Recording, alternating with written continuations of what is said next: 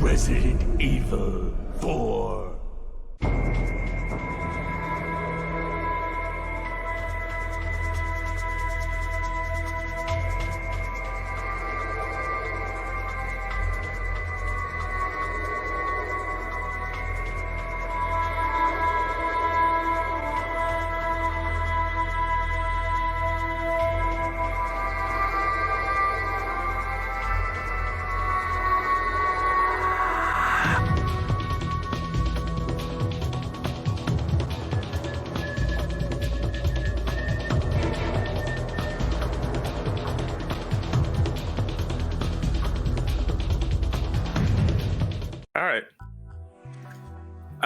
Let's see. Greetings, ladies and gentlemonsters. I am your host, Immortal Brando, and I'm joined here by these lovely, probably some Americans, probably some not, individuals. So yeah, today we're going to be talking about Resident Evil 4. You know, the game that, if you ever heard about it, you live under a fucking rock. I'm going to be honest with you. All right, so to start off with my guest of honors here, I'm start off with Black Shadow. Introduce yourself. Yeah, hi everyone. Everyone's keeping themselves safe in these very bizarre times we still continue to find ourselves. Thank God it's 2021. We put last year behind us, even though it has been a ridiculous week. But yeah, we're pretty good. Looking forward for a pretty relevant topic, a pretty noble topic. Should be good. All right, Devil Hunter James, introduce yourself. How's it going, folks? As he said, thank God it's not 2020. Unfortunately, things are still wild. Hello, this is New Game Plus, all right? I always think of the meme now where it says, "Yay, it's 2020's over." It says January 1st again. You're like, oh no. Yeah. All the stuff, March and December 32nd, all that sort of stuff. Yep. Rely on the internet, eh? All right, ready. Nicolas Cage, introduce yourself. Yes, Nikki, come on, don't be shy. Oh, I was gonna say, wait, is that me? Yes, you, Nicholas. Oh my God, I hate you guys so much. I'm out of here. I'm quitting. No, I'm kidding. How can you hate the cage? Exactly. How can you No hate comment. the cage? Yeah. What's up, everyone? I'm just here for the party. I'm also really cold. Can someone give me a blanket? Wait, I have a blanket here. Never mind. Yeah, good job. Yeah, I'm always cold. Warm up, woman. All right, PP and J, introduce yourself. So, I'm using my wife's Discord right now. I'm Jared from Avalanche Reviews, and I'm happy to be here because I got some weird thoughts on RE4 that I assume is going to start a lot of arguments, so that's why I was excited to show up. Oh, sweet, man. I can't wait for this one. Now you're making me excited. Yeah. Oh yeah. All right, Queen Chicken, introduce yourself. Hello guys, I'm a streamer at Warden Shepherd. I recently played RE4 for the very first time, like over a month ago. Ooh. So, just so you are aware. I may not know fully a lot about like in-depth secrets, but I do like have a fresh perspective of the game. All right. Cool, and unfortunately, we have Renegade Operative. Introduce yourself. Fuck you and nuke this planet. I'm done with it. I don't feel too great today, but I'm gonna roll with the punches and see what I can say about my favorite game. So here we go. All right, and I'll start this off with number one. How did you discover Resident Evil 4 initially, and what compelled you to play the game in the first place? Whoever could go first. I mean, Queen just mentioned. Seems a good place to start. Okay.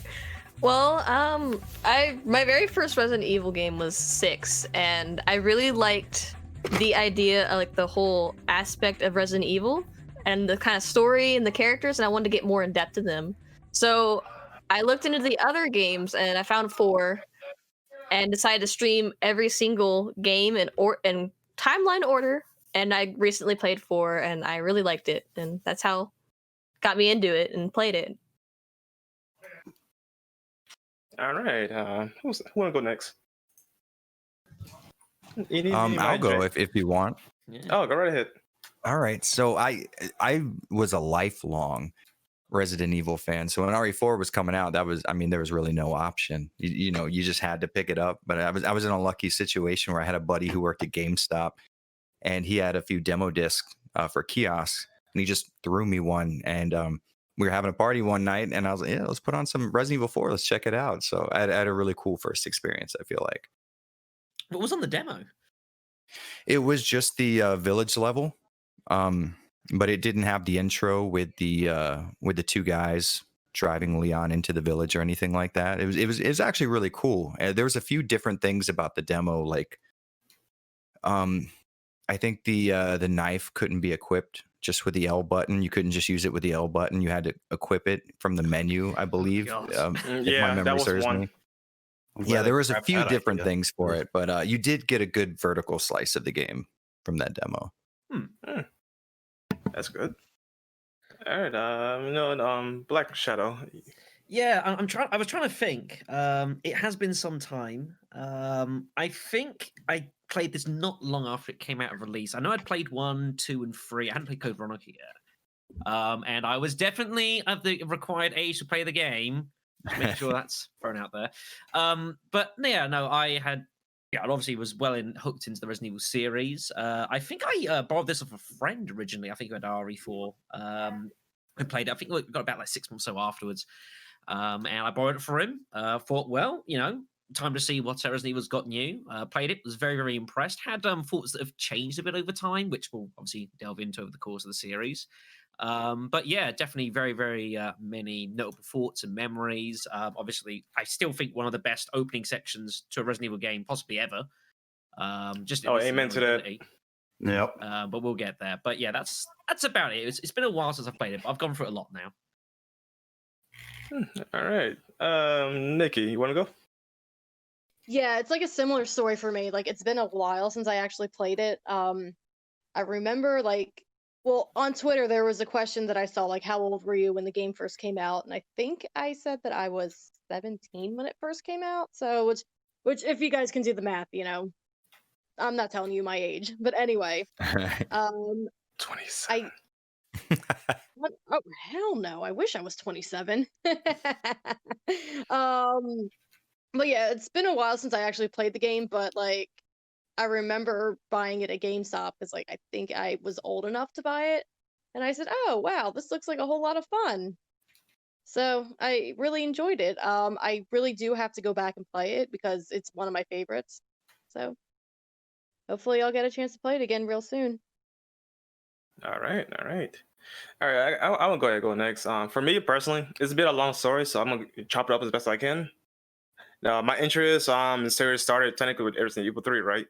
But fast forward, like literally middle school, my friends would have a conversation about Resident Evil 5 and about the whole Chris versus Wesker dynamic and in the cutscenes, whatever. Then Resident Evil 4 got brought up, so I'm like, I have a PS2. I could buy this game if I wanted to, though. And unfortunately, I couldn't get it due to other circumstances. So my first time was actually on the PlayStation 3. And since then, though, I've been playing Resident Evil 4 a lot prior until my PS3 died. And now I got the PS4 version. And recently I beat professional mode. So I must say, though, it's a good game, though, but not the greatest in my honest opinion. That's a Renegade. Can you talk? Yep, my story is quite basic. The only reason I heard about RE4 was due to watching X-Play, and I just remember, don't even remember shit about the review. I just remember the score, 5 out of 5. Bam. And I'm like, okay, well, this has me curious, so I want to see what it's all about and play it for myself. So I started looking up, trailers, and they were looking pretty cool, and I saw, stuff about the differing versions at the time, because I think by the time I got the game it was already on PS2, so I snagged it, picked it up, and I quite enjoyed it. I'm of the same boat where it is an enjoyable game, but it definitely does have its issues, which we'll get into later in the document. And that's my story. Very basic. All right, who wants to read up number 2 if the document open? Mini Renegade. I knew you were gonna say that. Damn, just throwing this man right under the bus. You fuck. All right. There's been heavy debate around the game shifting gears. The focus changed from survival horror to fast-paced action. How do you feel about Capcom altering the formula with Resident Evil 4? Yeah, it's a fun one, isn't it? Because I think what's fascinating with this is that it's quite relevant now with all the changes that have gone on recently, with the re-release of the remakes of Resident Evil 2, Resident Evil 3, Resident Evil 7, moving on to Resident Evil 8, the changes from that.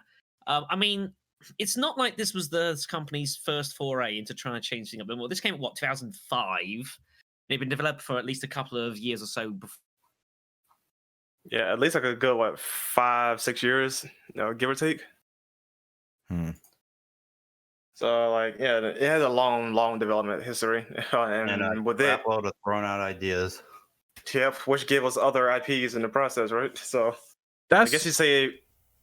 I was gonna say that's one thing that at least people can agree on, like, unanimously, because Resident Evil 4 led to the development cycle alone being that extensive, led to a lot of other IPs being created, and Exactly. that's something that you really don't see often from Capcom because of this.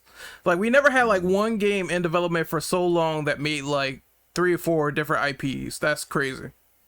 Yeah, I can't think of any other studio with that kind of history. That one game created other franchises. Yeah. RE4 is like the crapshoot for ideas, and they just kept shooting them, and we got like Devil May Cry, Onimusha. But yeah, sadly, Capcom doesn't do that anymore, and it kind of annoys me that they don't do that, because it was when they were honestly their most creative. And Hunting Yeah. Ground, you're forgetting about that one. Oh, you're right. Yeah, Yep. that was a game I never got to play, so it's never fresh in my mind. Me neither, but I'll probably talk about that later on, like on another podcast or something. All right. Well, my take on this is that I feel like it was actually a natural progression in the series. Because now I'm not against like these camera angles or whatever though, but I feel like them shifting to what we got now felt right. Like, of all the things they could have done though, this was the right path to get done.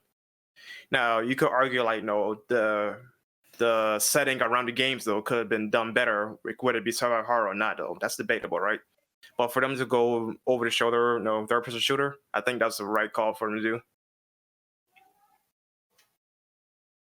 And they did it well for their first time too. Exactly.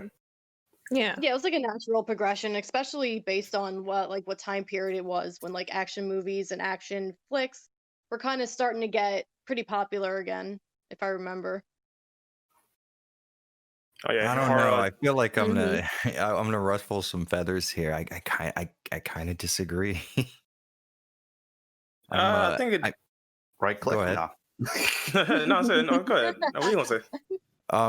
It was so I like I said, I was a lifelong Resident Evil fan, and through on my YouTube channel playing through all the games, I got to go through, and not in timeline order but chronological order, play through all the Resident Evil games, in all their ports and comparing them and all that stuff. So I was very well, I guess, versed in what Resident Evil did and how it did it even back then, but now I kind of have more of a fresh perspective, and I feel like the move from Resident Evil proper to Resident Evil 4 was a little less organic, because if we look at RE4, we have almost nothing that was present in Resident Evil 1, 2, or 3, aside from very surface level stuff like you use a gun to shoot enemies, right?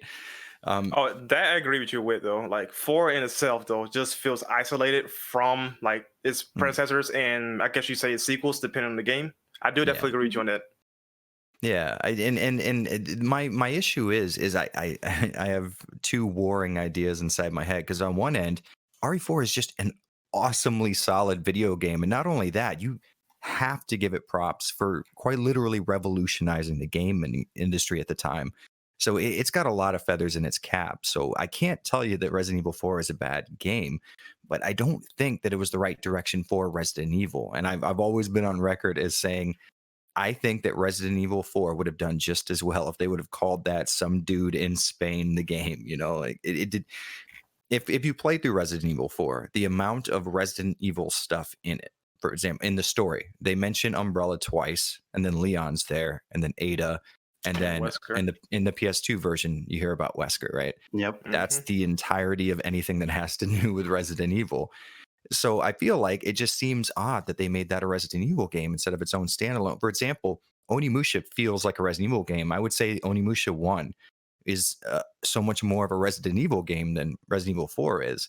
So I think the move was, and there's some history behind it. Shinji Mikami is just a well-known like development spaz. He works on one thing, and then Capcom's like, okay, that worked. Why don't you work on the sequel? And he's like, I do not ever want to make anything like this again. He immediately wants to be finished with the series and start up something new, which is why we got Resident Evil 4 and why we have, you know, The Evil Within. He just cannot work on sequels. So he was trying to do that since the release of RE3 on the PS1. He was trying to make an action game. He was sick and tired of Resident Evil at the time. And I feel like Resident Evil 4 reflects that. It just shows a guy who wanted to do something totally off the wall different from what he was doing before. And he's done that throughout the entire his career. The perfect example is Vanquish. Oh, there you go. Yeah, exactly. He also said that he felt like the series got boring after RE0, so he has done this before and gone on record and said this in like numerous articles and stuff like that. Oh, I mean, not only that, yeah, with RE2 during the development, him and Kamiya butted heads so much because he wanted so much different for the series that he just ended up letting Kamiya take the wheel for RE2. You know, so he does not like sequels. Even after Resident Evil 1, he was like, nope, something different. We cannot make it the same game. Because they said this during, was it RE0, Code Veronica? I didn't hear which one. It was They said they were RE0. kind of Zero. yeah, because by that point I can understand the mindset of you've made the same-ish type of game like 6 times or whatever. It's like, yeah, I'm not surprised they wanted to try something new at that point. I definitely understand that mindset though, but the problem is that, you know, I'm about to say Kamiya, Mikami is no saint either in this, because he pretty much put the series to die on one platform, to be quite honest with you. Because even when the fact that, you know, Resident Evil was on PlayStation first, it branched out to other platforms. Mikami kept 0 and Remake on one platform. If Capcom didn't force him to put 4 on PS2, you know, that would have been another problem in itself. I think the Resident PS2 Evil version might have died at that point. Yeah. Not necessarily or at the very died, least just would have been unrecognizable. Severe decline at Exactly. that point. Yeah. Yeah, multiplat totally was agree. the smart move because once again they were like, well, we want to maximize profit, we want to make more money, and this game is huge, so it's best to not keep it on the GameCube. Let's try to port it to other platforms and see what happens. I know people make the meme that, oh, Resident Evil 4 is like on everything, even a fucking toaster, but it's very accessible. That's the great thing about the game, and I'm kind of glad they actually went back and started doing that for other GameCube titles like Remake, RE0, stuff like that, because now it means more people can play it. No, I love how people always make fun of RE4 for that, but don't make fun of Resident Evil 1 or 2 for being ported on multiple machines. Yeah. Especially I'm almost Resident sure I Evil had the 2. GameCube version Oh before. no, RE1 has more ports than 2 actually, because you have you got the PS1, then you have 2 other versions on the PS1, then you have the DS version, then you have the PC version. There was it Saturn? some weird version as well, wasn't there? Yeah, and then the Saturn. Saturn, that's it. Yeah, so it had more ports than 2 because RE2 you had the PS1, the PC, and the GameCube, and then the N64. Yeah, so Resident Evil 1 narrowly beats it out on that front. I had it for the N64. Oh, crap, he's taking me back, guys. You But say you know, that. I can make a really bad joke about this, and I can say, imagine being Koei Tecmo making the same game 9 times. Oh my god. Yeah, I mean, they I make could it all- argue and say there are differences, Spitting but yeah, facts over there. it's a mile different from Resident Evil series, definitely. Also, sorry for the cut out there. I meant it went down. I have no idea what happened. Apologies. Oh, to that's everyone perfectly there. fine. That's fine. Yeah. I was just Alright. getting onto the point of what I was saying, and then boop, out. Piss. Do you remember your point? Because if not, then I'm going I to imagine it's introduce... probably covered. I was just saying, yeah, the series becoming stale, which was pretty clear with RE0, and you know, no problem with Capcom, but it's easy to bash a series and be worried about it happening beforehand, which is why I was bringing up with Resident Evil remakes and Resident Evil 7 as well, and those sort of things. Like, you know, Resident Evil is a series that relies very heavily on nostalgia, and as such, when you decide to change core mechanics in gameplay, there's always going to be a portion of the audience that are going to be at the least skeptical, if not just outright don't think it's right. And that's just about it. You're going to fight every time. Resident Evil 4 was the first. There's been examples since, and there may be one still with Village, perhaps. So that was what I was trying to get to. All right. On that note, I'm gonna actually introduce our late bird, by Double Dom. Introduce yourself. Hi, how's it going? My name is By Double Dom. Sorry I'm late. I did not realize we were having this podcast today. The legend. Yeah, I wasn't either. I was sitting here thinking, I'm like, why didn't Dom jump into RE4, the game he knows probably of all the Resident Evils, the one he knows the most? Then he shows up. Yeah, yeah. You know what? I actually had the call muted, so like I didn't hear it go off. And that's why you don't do calls. We just collectively shake our heads.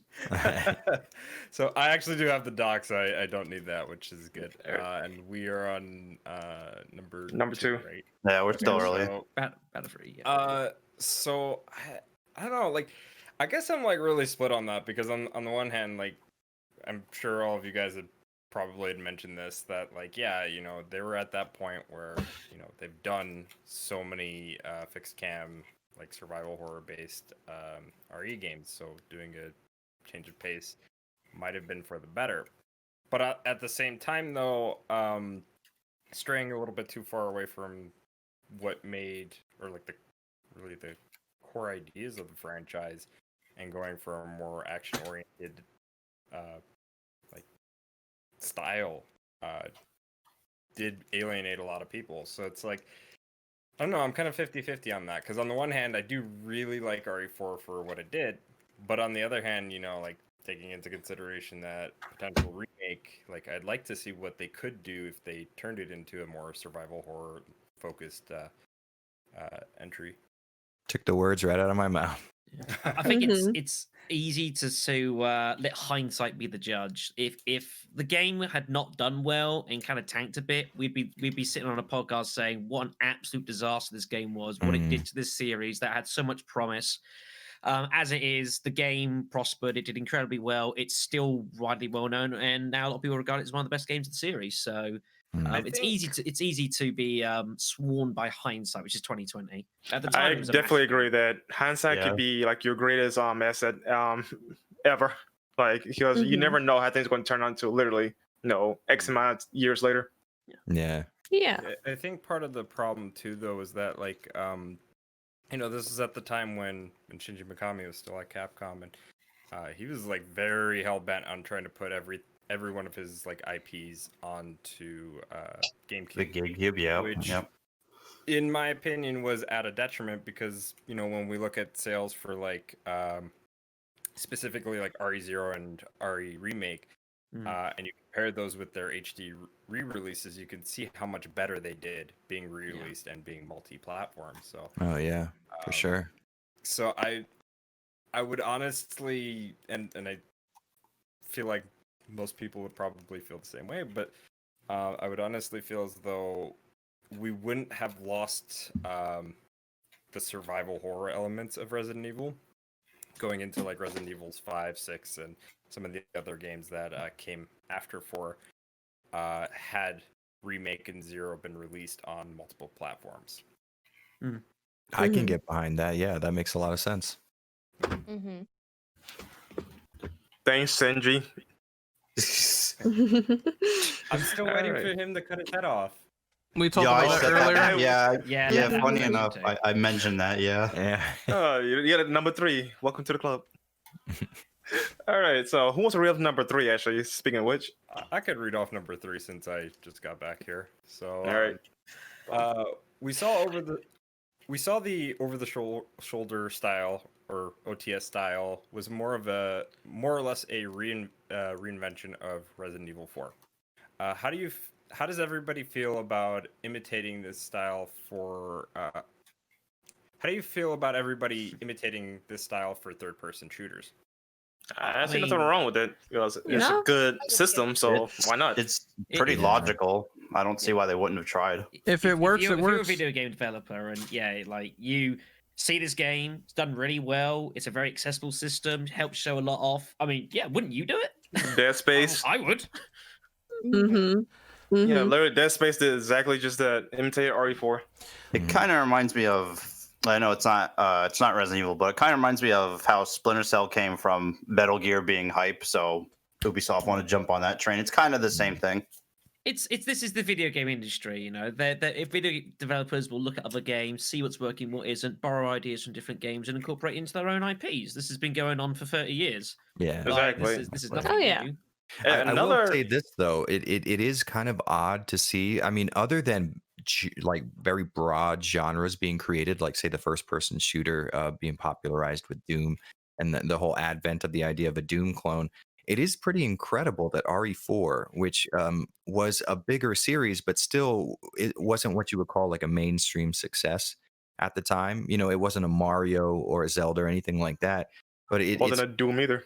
yeah, exactly. But it was this kind of smaller game that created a gameplay style that would literally be one of the biggest things you would see in video games for the next 2 decades. You know, there is no third person shooter that does not play like RE4 right now. That's crazy to think about.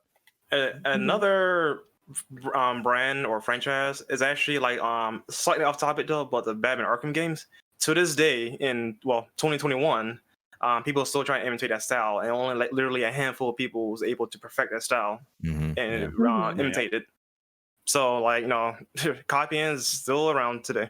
I mean, I I think it think shows as well God. how simple a concept it was. Like, there's nothing complicated about what you're doing. It's so simple and just easy to access and easy to work with. I think that's what made it so popular and dependable for developers. Is that it's nothing complicated. I mean, Dead Space was mentioned. It's exactly the same. They changed a few elements for inventory systems, that sort of thing. But like, there's it's so bare bones, yet it's so perfect for what it needs to be. And that's what's great. Mhm. Exactly. I think like a good example for like, I guess like how we see this in like more modern titles too. Like over the last decade now, we've had like increase of open world games because those have become like so popular, right? So it's kind of like a similar thing where like developers see that this thing became like really popular, or this is like really well received. Let's try to do it. We kind of saw the same thing with like I think what was it, AC Origins was like one of the first few games to introduce like photo mode, and then everybody and their mother wanted to like add in a photo mode into their game. So It was Sony and Ubisoft and another company that were like pioneering photo mode for a while. So now everybody's doing it. Yeah, now it's almost like slowly become a standard in a good chunk of games. So it's like you kind of think about that, and it's like on the one hand, it's like great because then you could get games if you like those kinds of games in that similar style. But at the same time, I could see this being like more of like an issue where it's like, oh well, now that everything's kind of following this, we're gonna lose the uniqueness or variety that you would get. It's I guess like when like kind of drawing back to like Resident Evil, right? As much as I like RE4 and some of the other over-the-shoulder RE games, at the same time, we did kind of lose out on a variety of different style of horror games that really isn't done so much in mainstream games and is somewhat dabbled in with indie developers, but not to the degree that maybe a lot of us would prefer if we're into that type of like horror game, like fixed cams or stuff like that. Absolutely, yeah. I agree with that sentiment, but sometimes things needed to happen in order for like the whatever need to flourish, whether it be the genre, the brand, or whatever, Yeah, for sure. Mhm. Like I definitely don't think like it's good to stay in like one particular like to keep doing one particular thing all the time and not try to change. At the same time though, I do think that it's like for I guess the way that I'm trying to put this is like there's always going to be an audience for everything, even if it's not necessarily popular enough. And I guess the best way to like handle that, at least in my eyes, would be to try to do a multitude of things to cater to every little like preference. That way, like everybody kind of gets what they want, rather than we're just gonna force feed down one thing and then just kind of forget about the other thing just because we got this new thing. Well, see, I like to think that you can please both audiences. So you have the people, the core survival horror fans of the earlier titles of Resident Evil. And I think Resident Evil is a really good example of this being successful, where you can have side stories and spin-off games that have really almost nothing to do with the main series, totally different gameplay, absolutely different worlds or characters, and you can still have like a place for a certain specific core experience, like let's say fixed camera angles, tank controls, the whole shebang. I think when you do change things in a series that's so A, beloved, and B, old and weathered in video games as Resident Evil, I think you sort of owe it to the fans to make those changes relatively gradual. You know, the difference between Resident Evil 0 and Resident Evil 2 are not so much that they would fill up more than, you know, half a page in a Google Doc, right? I like change on a very gradual level like that. Go from Resident Evil 1 to Resident Evil 3. They added a few different things within 3 entries, but it was what you had more kind of like an action focus. You had the choosable paths you could go down, the choices you could make, and then you had the ammo you could craft. And that was about it as far as innovation goes. And I would have loved to have seen the series kind of organically evolve instead of, you know, because Resident Evil 4 was a very abrupt change to everything Resident Evil was known for. I would have liked to have seen the series sort of continue and gradually innovate. But like you guys were talking before, it was sort of dying in the water. So I know that that's kind of like a pie in the sky expectation. Yeah, the problem Kind is, of, go on. really quick. I just like, to me, like that kind of sounds like how Yakuza was. A lot of the Yakuza games, they were like very gradually updating their gameplay slowly but surely. Yeah. And so they would add in new features and quality of life changes for like gameplay mechanics and whatnot. But slowly and surely, like if you had played, say, like Yakuza 1 and then jumped into 3, like everything kind of just seemed like a natural transition. Yeah. So much so to the point where like some of those changes that they implemented into like 3 and 4 made their way into the HD collection that was only released in Japan. But yeah, I could definitely see like that would have been, I guess, a little bit more of a ideal approach. But you know, things don't always happen the way that we Yeah. So I think it's multiple ways to tackle this, but I'm just gonna keep it straight to the point. I do believe that if you try to please everyone, then you're gonna end up with like 3 different factions of I like this, I dislike this. This is Like we have cool. now. Yeah, like we have now. Exactly. Exactly. So it's what you have to do, I feel, is try to roll with the punches and try to make a game where you cater to new and old fans alike. So I like how Ari is now, where the aesthetic is we have survival horror stuff coming back into fruition, or we have elements from the older games that are in the newer ones, but we have better controls now.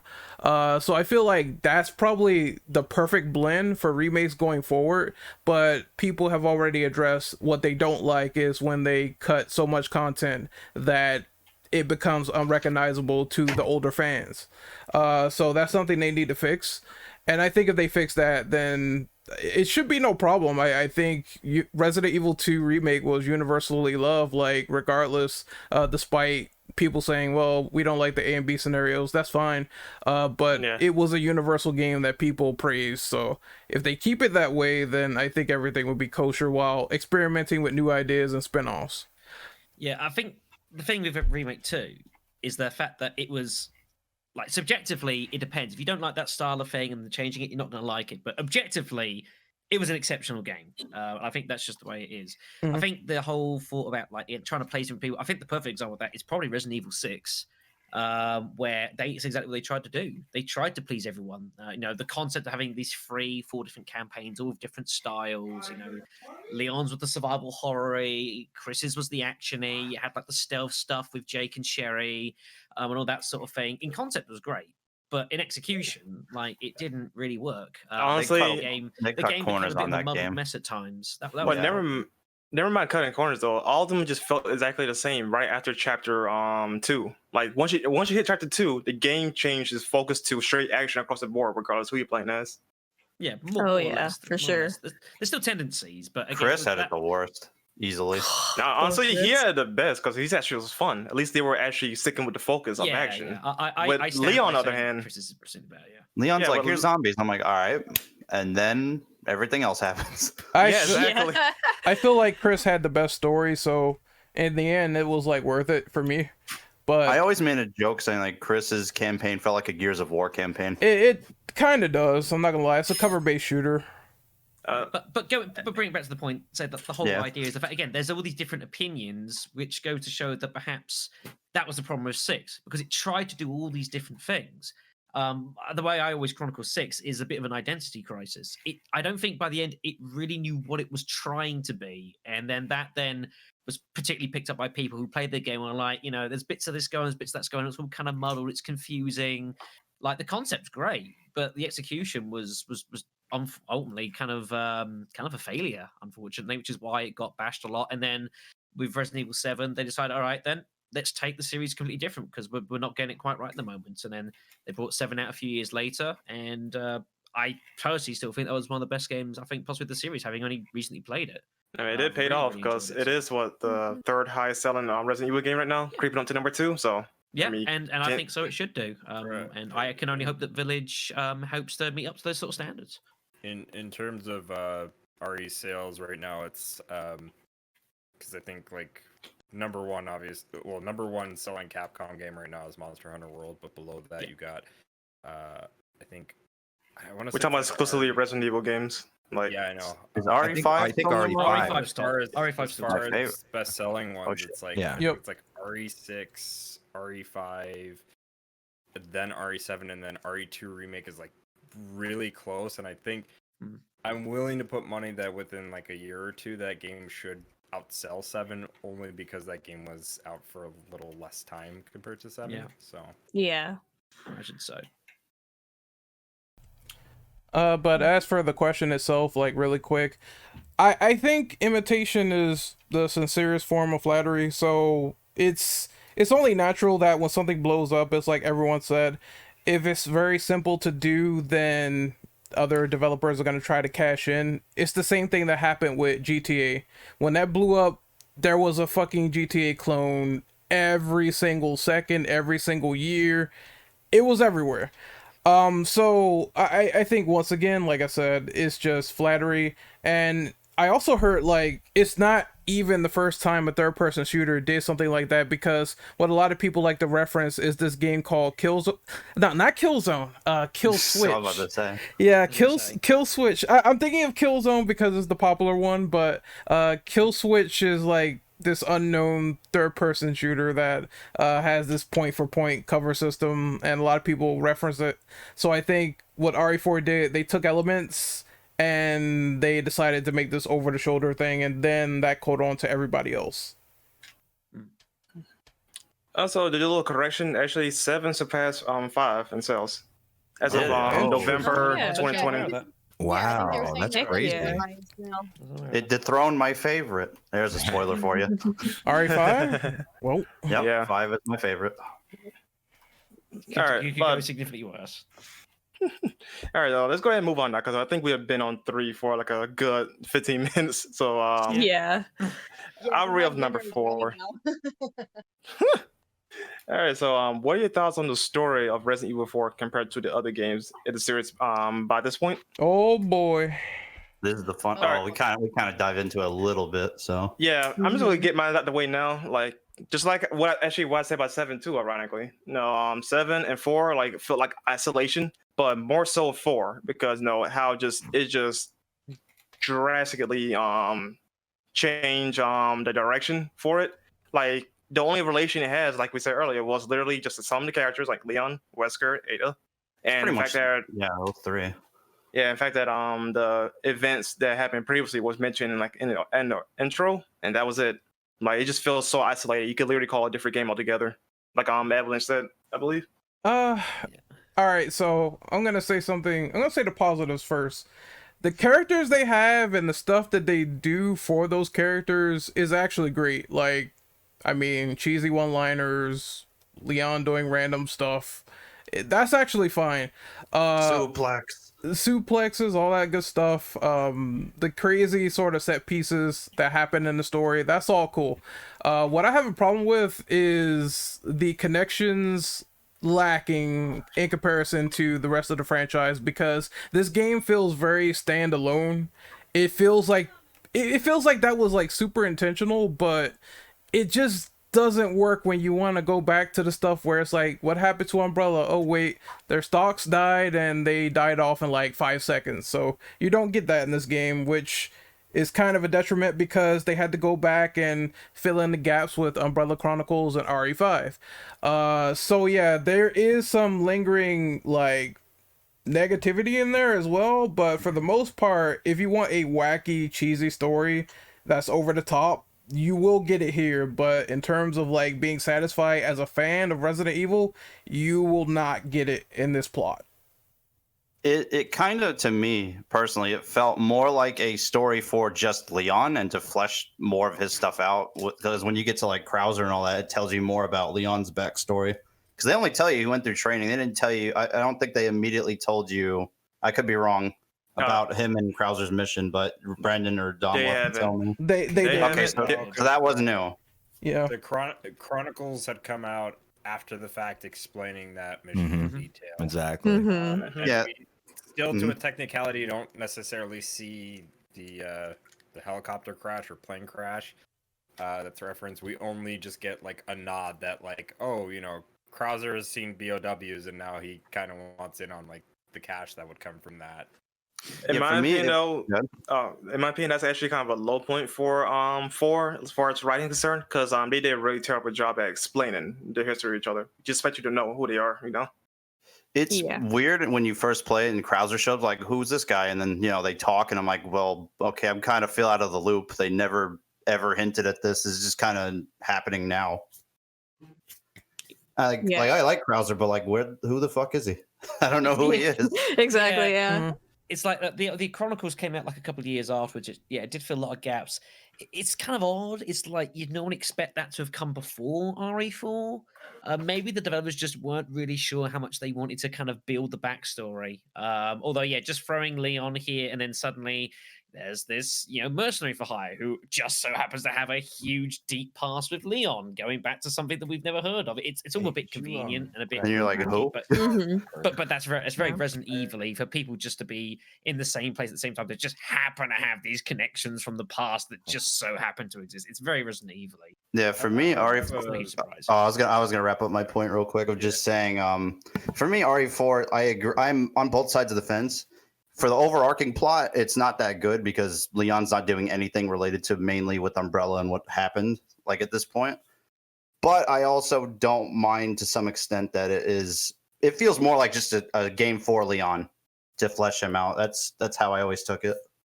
I'll give a defense for RE4. It's like cashing in on his popularity. Yeah, but I mean, exactly. But I think the devs tried to kind of like use RE4 as like a drawing a line underneath Umbrella. It was the first thing they said with Resident Evil 4. The very first thing, Umbrella's dead. They're done. So this was, I think, an obvious attempt to kind of like say, right, that's all over. We're now going to move on to like, something different. We're nowhere near America. We're somewhere in Europe or whatever. And this is going on. It's been several years. A lot's happened. I think it was a deliberate attempt at individualization for sure, and I think that comes across. It's just that when you do that, if you don't fill the gaps too well, then you end up kind of like alienating people who are trying to follow the plot along across the various gates, and suddenly you're just at this out of nowhere place, and you're trying to understand what the heck's going on. So I was gonna make a quick point with that, like as far as like those connections are concerned, I feel like with that they need to explain that with like the remake, or perhaps like introduce like a side story like segment or like a DLC for you to experience that, because I don't know how many people go out of their way to play RE games outside of the like main numbered titles. And it might not be as many as, by comparison to what we would like to think. So I I guess they like. I guess what I'm trying to say with that is like, in order for it to make sense, they should probably have like some kind of side story to play through to maybe like replace like I don't know assignment Ada, right? Because assignment Ada isn't really something that's needed per se. So Yeah, that could have been a Yeah. Krauser mini game. Yeah. Yeah, I never I've- thought of that before you said it, but that would have been actually really cool. I think Yeah. one thing, as I say, one thing that's fascinating that we haven't brought up yet because we can almost take take it for granted now is the whole Las Plagas thing. One of the biggest massive differences from previous games to RE4 that zombies weren't zombies anymore. It's kind of weird think now that we're that's, kind of we're normalized to that with 5, with 6, 7 had its own stuff going on. You know, we just kind of take it. You know, it's been a long time since we've had just regular zombies being zombies, but at the time, like it was a massive change, especially for people like who had only been playing the PS2, for example. They might have played Code Veronica in like 2000, 2001, and Resident Evil 5 didn't come out for like another 4 years. And suddenly, like, you're taking on parasites that are controlling people. I remember not being particularly keen in it at the time, kind of looking a bit skeptical, not really kind of necessarily buying what I was seeing. By the end of the game, I was like, fine, I kind of got it and understood it. But yeah, I remember at the time, it's the first scene you see like this parasite come out of the dude's body and like it's still alive. And I'm looking thinking, really? You know, is this Resident Evil? But truth be fascinating. told, is no different from what they did in Resident Evil 3 because Nemesis, whole stick was literally a tyrant mixed with a special parasite. Well, the thing is that it's true, but that was like kind of like minor plot. Like to a lot of people, you know, Nemesis was just this big, massive dude that's like being created as a giant monster. A lot of people, you know, as a general audience, may not have known or particularly cared exactly how he was created. Just that he was badass and rocked a massive rocket launcher and was incredibly difficult to kill and everything. Yeah, well, I mean, plus in the series, people were used to at that point from Resident Evil 1, 2, and 3 having a very large, very strong, more intelligent, more agile boss character in every game. So we were kind of already used to that in the series. And then we had the main enemies, which were the zombies. And for me, which were my favorite, that one scene in the very beginning when you examine his body and it says, this guy's definitely not a zombie. I felt like I took that as a personal attack. Like that's what I love about Resident Evil. Yeah. They were just they were trying to get rid of me right then and there. Well, yeah, but it's again, it's like nodding to the past of like, you know, like saying, all right, we know the past is there, and we're introducing you quietly that you're about to do something and be on an adventure that's completely different. That's, you know, you're taking on something that's not what you're familiar with, you know, to kind of unsettle the players that have played a lot of these games, and they're coming in and thinking, wait, that's not a zombie. What's going on here? You know, kind of putting in a little bit of suspension into those sort of players. 4 had which a is very pretty cute, strong yeah. setup. Yeah, At least for the yeah. Plagas. It took a while before you even saw, like, the villagers attack you. None of the head popping stuff happens. There's still just villagers that are aggressive. You don't really know what's going on. Yeah. And then a later long their head time. blows off and you're like, what the fuck? Yeah, and it becomes apparent. But yeah, for a long time on RE4, like you don't quite know what's going on, and that's kind of the mystery and the intrigue of it. That by the time you realize exactly what's happened, like you've already gone through a huge portion of the game. And again, it's that kind of you know, with zombies, like they're zombies. Yeah, it's pretty It's a straightforward virus. there. It's like pretty Yeah. straightforward. This is a much more complicated story, which has developed over time, and now is possibly, obviously, facing some retconning potentially with the remake, which we'll talk about later, courtesy of RE3. You know, I think that was part of the game's intrigue, but obviously, I think at the time, like that was a frustration. Some people kind of wanted something a bit more simpler. They weren't quite ready for something a little different, perhaps. Even though the series, I think, needed it for sure. I just want to wrap up my thoughts on this question before we move on to number 6, right? Or actually, I'm sorry, number 5. Like as far as like how RE4 compares to like previous games, I don't know. Like when I first played the game, and keep in mind, like I played RE5 first, but RE4 was like the first game that I had played through, like ever. And you know, I really liked the game enough to play it several more times over. I think I've to date I have played it like maybe over like 40 times on multiple platforms. So like This man knows where every treasure is. There you go. Off the top of my head too. So like, I can't do that. I've played this a lot. I can't do it. So I, I like the story, but at the same time, as I've gotten older and as I've played other Resident Evil games, especially like some of the older titles, I don't like it as much as a Resident Evil story. And the reason why I say that is because a lot of it is just not grounded with what Resident Evil established. And by comparison, you could look over to like Resident Evil 5, which does a lot of the same things that Resident Evil 4 does from a gameplay perspective and similar story setup. But the key difference between Resident Evil 4 and 5 is that Resident Evil 5 tries to be grounded in what was established in series lore. So much so to the point that I think even one of the developers had mentioned that unlike previous entries, 5 specifically try to tie in a lot of lore points that previous Resident Evil games didn't really try to do, or would try to kind of dodge around those questions, or really not address any of those like tidbits that we were so used to, like not getting answers to. So I think, with that in mind, if they were to remake RE4, like they really should try to have more of a connection to the previous entry.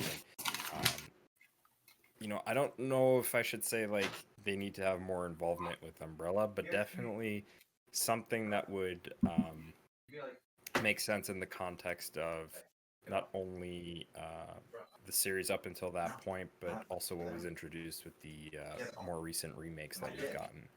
Get off of my dick. That's what I was saying. You're riding my dick too. It almost feels like the sequel to No comment. to the second game rather than 4. Mm-hmm. Like 4 really is, as you've all been explaining, is like really a standalone game. Like what I'm assuming is that Leon had the typical like 90s pretty boy look, so I guess he ended up really popular after 2.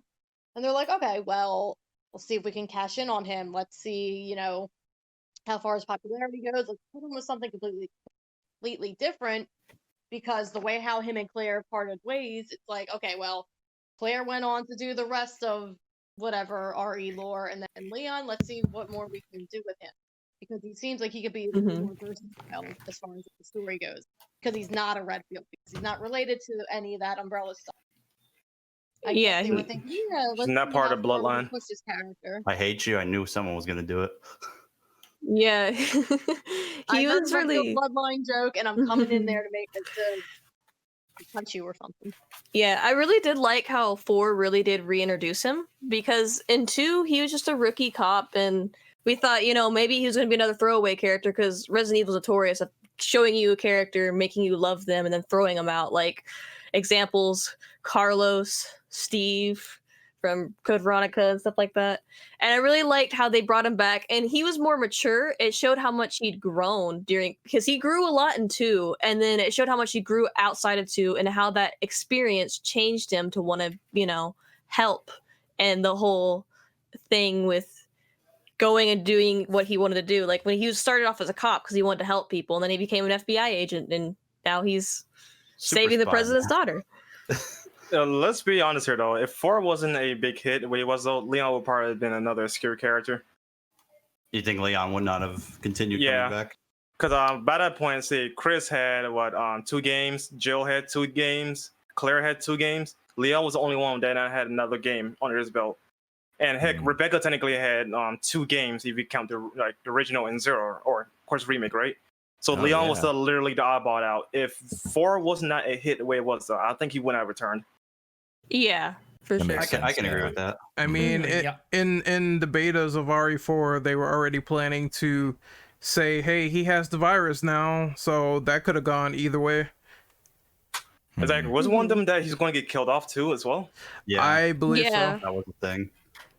Yeah, I think I forget. I think we talked about it on the podcast, and I think somebody brought it up that like it was going to be tied in with like Resident Evil Gaiden at one point, which was apparently canon at one point for some reason. But yeah, I think people were talking about the fact that at least on that podcast that it was going to have him die off. He was going to be infected with the progenitor virus, and a lot of the hallucinations that we're seeing in like some of the earlier builds, like that was part of that infection.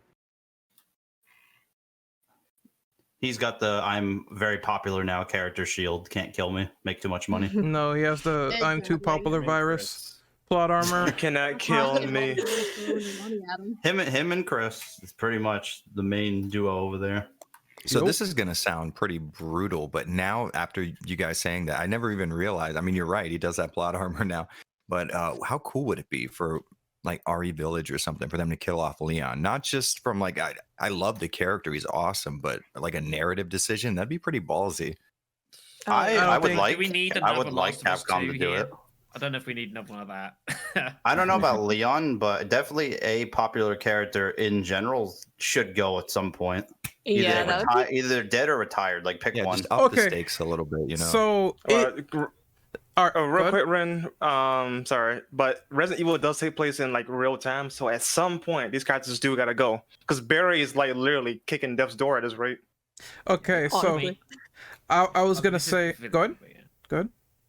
I was gonna say, yeah. I mean, Village is probably gonna be. I'm pretty sure Village is gonna be a last hurrah for both Chris and I think Jill as well. I think there's I think they're both. They are confirmed that Village is not the last game with Chris, so we won't see him again. Oh really? I was unaware of this. I didn't know that either.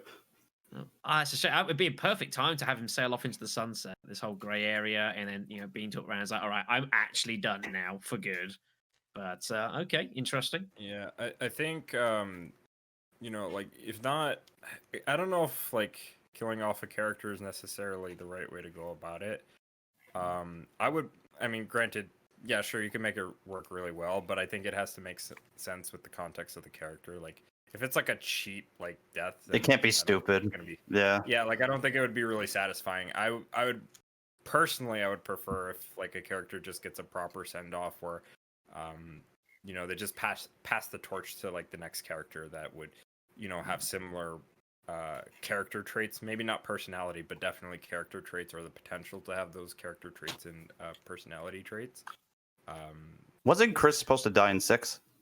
Yeah, well, they were definitely setting up passing the torch to peers, weren't they? That was kind of that was something I really was like, what the heck? Yeah. So admittedly, hold on really quick. They were going to kill off Chris and have Pierce take over, but they said that the reason why they didn't kill off Chris was because they felt as though the fan base would be extremely upset with that, on top of the fact that they felt as though it was more emotionally impactful to see Pierce go.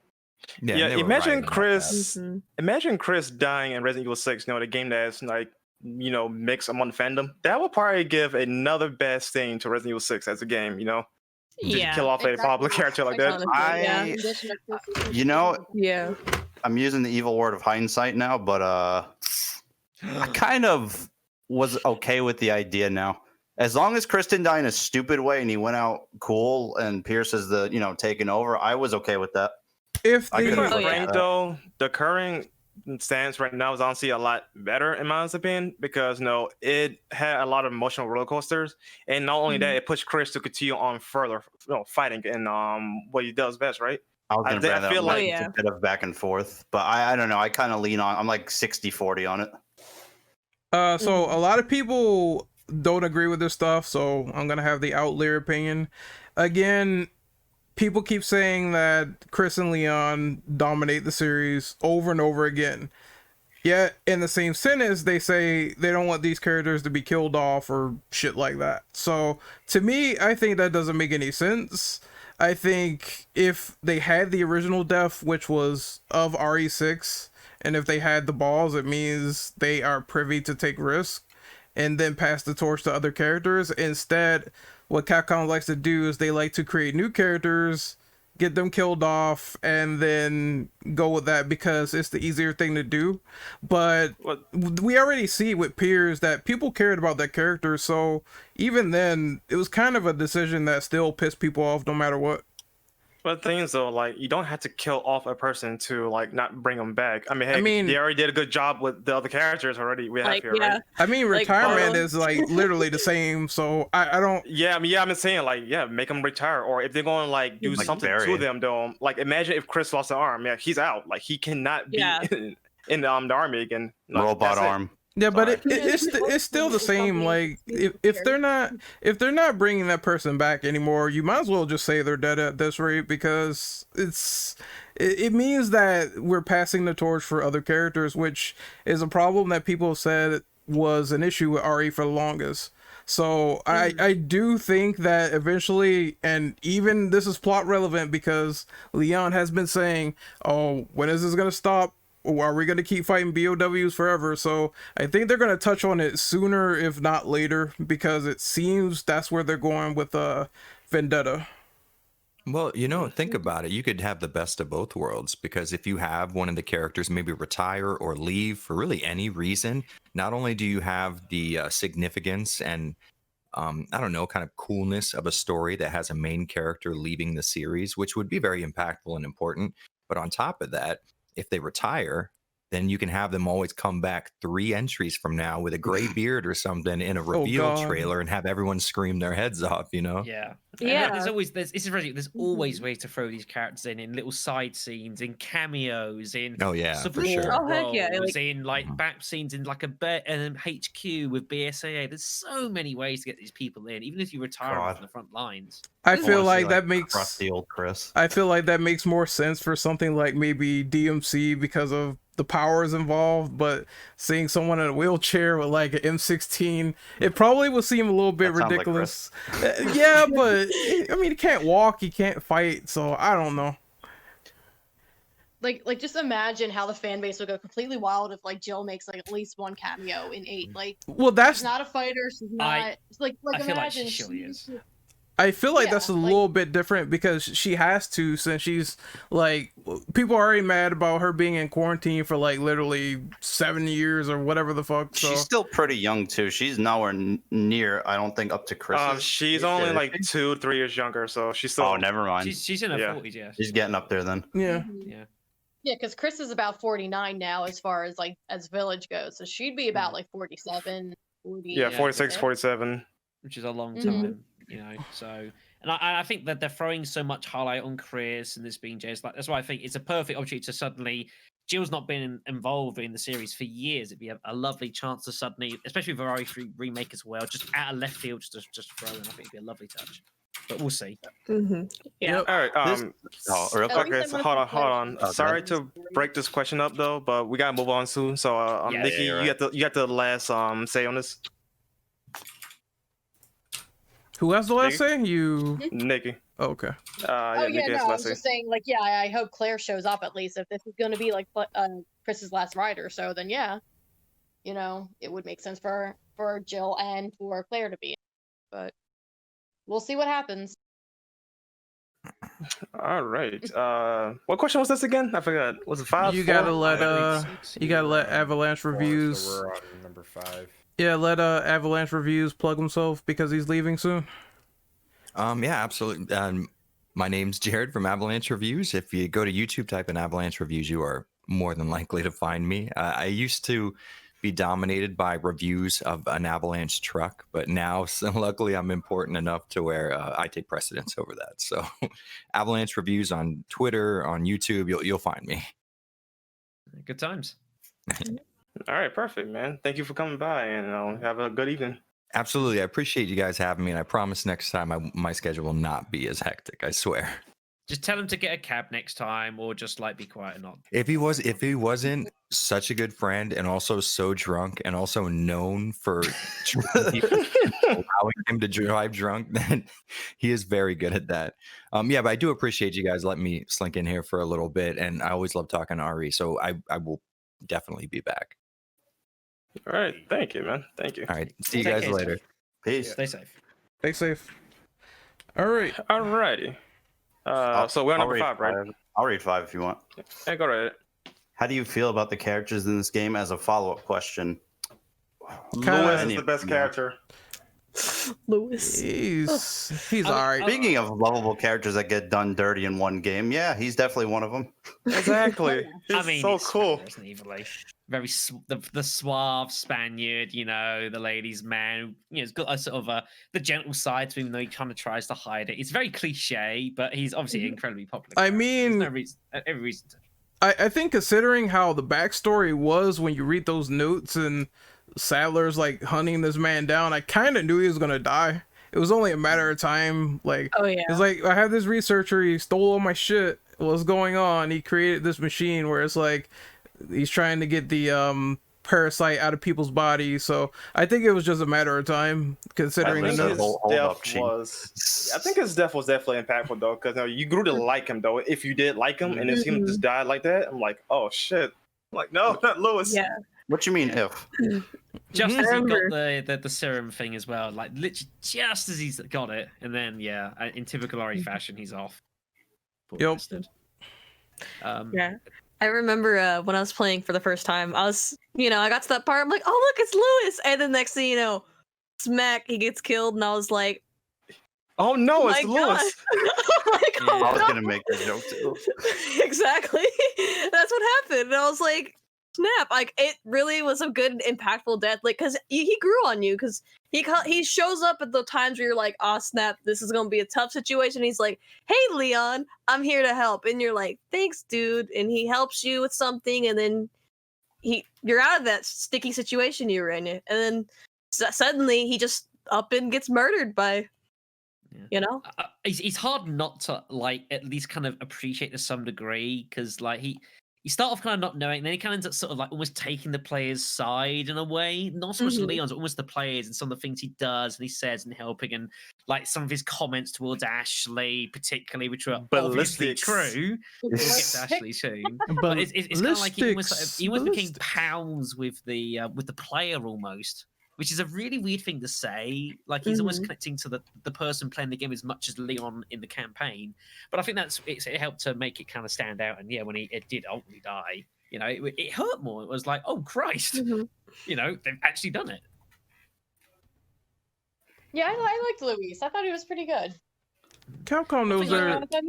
And he was not a mercenaries character. I thought that was stupid. No, right? I mean, why is he not a mercs character? You have the Red 9 too. It's the perfect loadout, by the way. Yeah. Because nobody else uses that in that game either. It's just him. That was his weapon. But I don't know. One thing I found weird, because I played 4 before I'd actually played Code Veronica. So I was completely taken aback when suddenly, you're on a watch with like the 80 stuff, and suddenly you see Albert Wesker sitting at a desk. I remember watching it and thinking, aren't you meant to be dead? Like, I'm pretty sure you were dead the last time I saw you. That would be the best mind-blowing moment there, to see Wesker sit in the chair all of a sudden. Yeah, I because I hadn't played Code Veronica, so I wasn't privy to like what happened in the story with that, and that he had actually come back and kind of the HCF stuff going on. So yeah, I remember when I first saw it, I was like, wait, what? And like Ada's working for him, and like what the hell's going on? Like obviously in hindsight, having looked at all the story, and I understand a lot more what's going on. Like makes a lot of sense. But I remember seeing that and being like completely, I was like, what the hell is going on? Have they just crowbarred this in for the sake of it? Which wouldn't be particularly un-Resident Evil-like, mind you, but I'll give them credit. At least they really explained all that stuff like in previous games. And also in the Chronicles games, like they went further in depth on how he came back, which was honestly pretty cool. They kind of had to, because there was a shit ton of retconning going on, which is very Resident Evil-like, but alas. So let me see. As for the question itself, I mean, the other characters, well, outside of just Luis, I mean, they're fine. The only one that I really found weird and strange was the midget. I knew it. I was like, he's gonna say Salazar. Salazar going to be. I must say this for right now. I took great pleasure of shooting that bastard with a rocket launcher. Oh my god! Sure you did. I feel like nobody actually fights Salazar. Everybody does the RPG thing. No, I did legit fight him actually. The first time around. Too. I think. What did I use the RPG on? I don't think I used it on him. I think I used it Verdugo. on.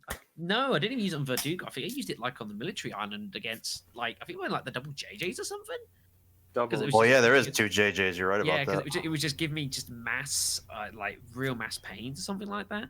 I mean, the Salazar is pretty tricky, but yeah, like he's obviously very annoying, very frustrating to deal with, which again is the whole point of his character. You're meant to despise this man, person, thing. whichever one is most applicable there. I He don't kind of, and after seeing RE0, he kind of reminds me of Ashford. He's like that weird, eccentric character. Oh my god. While I would agree on a standpoint, I love Alfred Ashford because he's crazy. That's why I have him as part of my streams, and so I can't necessarily agree. But yeah, he's like completely nuts. Dude, that guy just I know we're gonna talk I know we're gonna talk about the Code Veronica remake, but Yes. the stuff that guy does in that game is going to be Legendary. hilarious to see Legendary. because Alfred is a I legend. got a really good laugh out of it. It was pretty funny. It's so That absurdly voice good. acting It's though great. for the original Code Veronica, oh, Amazing. Amazing. The man, Beautiful. the man deserved an Oscar. that exactly. I like how Claire calls him a cross-dressing freak. Like, holy shit! Yeah, I mean, tell him to exactly be what he had fair, she's not wrong. She isn't. No. I mean, considering he's batshit crazy, it's not that out there. Mhm. Yeah, definitely. Well, not in there either. God damn it. God. I think one of the Brandon, why? I was gonna say, one of the lesser characters I think are actually are really cool is actually Chief Mendez, the village chief. Like, Yeah. really cool and really minor, but like I think for the little part of the game he kind of like, He did his features in. part. I think he's super effective. This massive, imposing, the chief who's obviously actually been like hugely genetically modified. And you fight that really awkward boss fight against him. Look, I man, he think to me, flipped like, Leon over. Jeez. Yeah, exactly. He's and the only enemy to catch this man's foot. Yeah, exactly. And to That be fair, was like the little funny. bits you see, really, really well done. I think he's like one of the best side characters, like of Mhm. like around the series. Just like ones you don't feel, and you play the game like, oh yeah, I remember you. Holy shit, you beat the shit out of me. Yeah, that's why I remember you. He almost killed Leon 3 times in the cutscene, so he's definitely He's- the big That's doing cheese. pretty good. That's Yeah. The doing big pretty good. cheese, yeah. Honestly, between him and Krause, they're the only ones that actually came close to killing Leon in that game. I'm gonna be quite frank. If you ignore the dumb luck Leon had in the game, like those two only came close to killing Leon. I mean, without Ada, yeah, Leon might have been pretty much screwed. Yeah. Mhm. Yeah, at least like Krauser just kind of like scarred him in the face, but like it could have been so much worse. Oh yeah, Mhm. definitely. Oh yeah, definitely. I just want to kind of wrap up on this question, and I'm surprised nobody talked about how much how much has changed between both Leon and Ada in RE4, because they're kind of like more or less aware of the fact of their past, and like Ada's just kind of like upfront about the fact that she's doing like nefarious shit. So, which I thought was a really cool dynamic, like looking back at it after playing like RE2. It's a good point. Yeah, where obviously the hoax was on and kind of like obviously Yeah, trying to pull well- over his eyes, and now it's happening. She's like, "Yeah, I'm a Exactly, bit of a bitch." Yeah, basically. And I Leon's like like, that "Wow, I'm a character. It's sucker." like Ada's one of my favorite characters. It's like seeing that kind of dynamic of like Leon is a bit of a glutton for Leon's a bit of a glutton for punishment in terms of just like going after a woman he knows he technically is an enemy with, but he can't help as he himself. says at the very end of RE4, she's a part of him that he just can't let go. To be quite frank though, like RE4 has my favorite, interpretations of Ada and Leon. I feel like these are like my definitive way of experiencing these characters. Because RE6 didn't do it for me, and RE2 it was like a bad soul problem. Which I mean, given the time it came out, it makes sense. But I feel like 4 was a right spot. How do you feel Ada, about like wait. Feel that. Meg's rendition Mhm. of their interaction? For Ada, okay, for what they've done is fine, but like ignoring like the plot stuff is fine, but comparison to like the original, I feel like there's some things that are left out that make things feel a little bit more forced rather than I guess a more gullible Leon, Yeah. Yeah. It also hones on. in the trouble with women stereotype that Leon has going into 6 and other games. Oh yeah, for sure. With Ashley. I know he rejected that one. Like he had it. He's like, president's my friend. Honestly, Hunnigan. He tried to go Honestly. for Hunnigan at the end. He's like, "Oh shit, you look kind of hot without glasses. You wanna get a drink? Gotta get your number. And she's Can I like, get your number?" no. Yeah, Ashley literally gave herself up to Leon for part on what's that, 4 Yeah. time? And he's like, nah. You know what? She kind of pulled the thing that happened with this kind of a side thing. I always think of Ashley now in relation to Patty from DMC, the anime. Kind of the same thing. Dante dips on her. No, okay, no, I'm not even going to touch that conversation there. Honestly, when I Oh. That man's like, nah. when I first Next played, I time didn't on think, the Syndicate podcast. Yep. honestly, when I first played, I didn't think Ashley was like old enough to go for Leon, so I was very concerned every time. Yeah, I thought she was like I was 15 like- or some shit. Like, yeah, She's I how was old, 16, 21? and then Yeah, she's on in my her 20s. stream, someone was like, "Hey, she's like 22." I'm like, "What? She's 22? She pretty- does not act 22." Wow. And Leon was like, look, President's my friend. He's going to be real mad at me when I come back and I do that. Oh, well, man, really she feel offered, okay? about it. Yeah, it ain't his fault. He ain't gonna. He's gonna be like, nah, FBI, get him. I think FBI opened up. I think the job was way too important, so that's why. Plus, because Leon had this behavior before, where it's like, Ashley, no, but Hunnigan and Angela, yes. She had ballistics, though. Okay, anyway. Yeah. I mean, to be Uh, ultimately, this is Resident Evil. Leon just can't get the girl. It's just, it has to be that way. Yeah, but he had it right there in his hands. He's He like, had it no. right there, but he just can't have it. It's just how it has to be.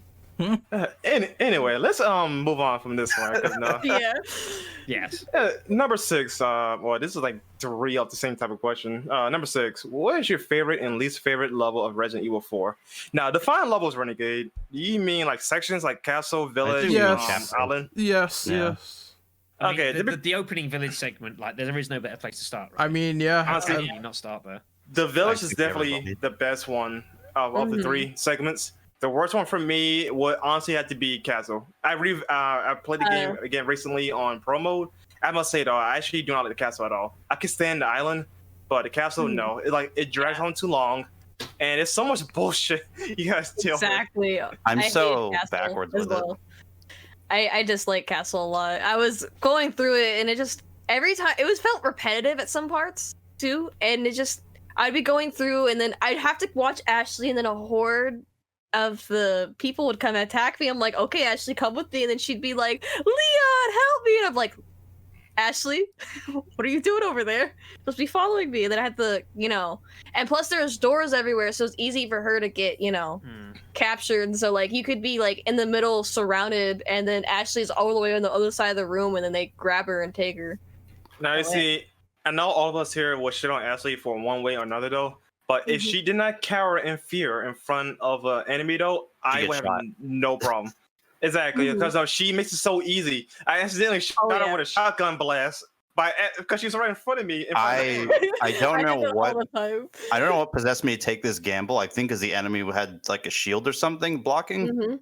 and one of them grabbed Ashley. I'm like, you know what? I whip out the Magnum. I'm gonna take a shot at this. I shot her right in the ass. And Oops. Oops, yeah. water There's a room is fun. time- Water there's- room is fun. What do people There's a make of time I the- was sitting there, what do and people- Sorry, go on. okay, there was a time I was sitting there and trying to open a box. You know, have to knife the boxes to open them, right? Well, I went to knife a box, and Ashley was standing like behind me. I somehow killed her when I opened the box, and I was like, "How did that happen?" Achilles It was- tendon. Yes, how did that Exactly. happen? Hold up. I've never done that before. Whoa, hold on. I've done it before. I don't know. I was like in a really small tight corner, because I was like, it's like stranger was like right there, and then there's boxes in front of him that you can open up and get ammo. And Ashley was at this weird angle because she was standing weirdly, like really close to me, and I was really confused why she was so close to me, but there she was. How close was it though? Because the knife does have like a pretty wide, hurt Well, she box. was more, yeah, I know. She was like behind me, but like on my ass, kind of behind me. So, yeah, I she's don't probably close know. enough to get hit then. Yeah, That's she kind was of close weird. enough to get hit, but That's she a was weird behind me, box. so it was kind of weird. Well, try having a villager carry Ashley, and then all of a sudden, like, he's the one that's like, I'm aiming, and he's like, from his perspective, it's like he's behind going through a door. I shot him in the back, and somehow she got headshotted. I don't know how, but that's what happened to me. Weapon. That's just the fault of the game at that point. Yeah. I got so mad at Castle, I just literally like went up to Ashley, I pulled out my shotgun, and I just unloaded it because I was so pissed. Oh, right. I do one there are better. some I got a Magnum. real tough sections. I already did that. The big water area, sort of about a third of the way in, where you've got to like send her on her own, and she's doing like the wheels. That's The water room, yeah. Yeah. It's one of the I toughest. feel like a lot of people remember that. It's a very difficult room. I did it not too long ago on like Vanilla Professional. I'm intending to do a base handgun and knife run of the game some point this year, and I'm terrified of this room. I think it's going to take me a long fucking time to beat, but you know that's the way it goes. I was kind of curious to know, what do people make of like the shooting galleries, if you remember them? That's a galleries. question for later, like bonus content. Was Okay. it? Oh, Yeah, it fair is. enough. then. Yeah. I don't know if you classify it as a level as such. Actually, you know what? Since we're on this though, I'm going to read the next question. What's your favorite and least favorite enemy in Resident Evil 4? Oh, this could be a fun one. Okay. Yeah. I'm going to be straight though. I hate the Pelagas. Like, they keep, especially on Professional, because the DA is so high. You They keep talk about popping up. them out of the body, right? Yes, like I freaking hate them because they're such an inconvenience. Because I'm wasting more ammo that I really need to deal with them. That freaked me out the very first time. Like, they come out now?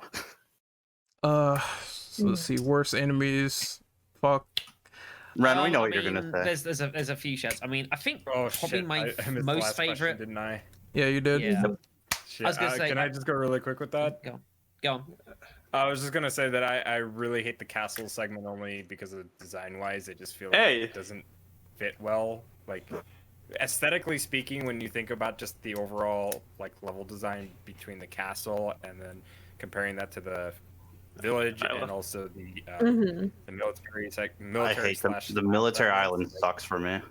Like those areas make more sense than the castle. I think, you know, for a remake they could make all that stuff look better, but it is what it is. I used to be an island hater. Like I don't feel too fondly of the stage either, because they just tend to give the enemies more crossbows and more JJs, and it's kind of stupid. But Fucking gun turrets on Professional. I don't need to They're tell you any nasty. more than that. They are nasty.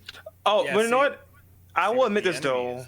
5-4, actually, the beginning where you got when the homeboy with the helicopter comes in. Mike? That segment is easily the worst segment in the whole game. I won't deny that. You What mean because but- Mike sits on his ass and doesn't help you on Pro? Yeah, it's real fun. Oh yeah.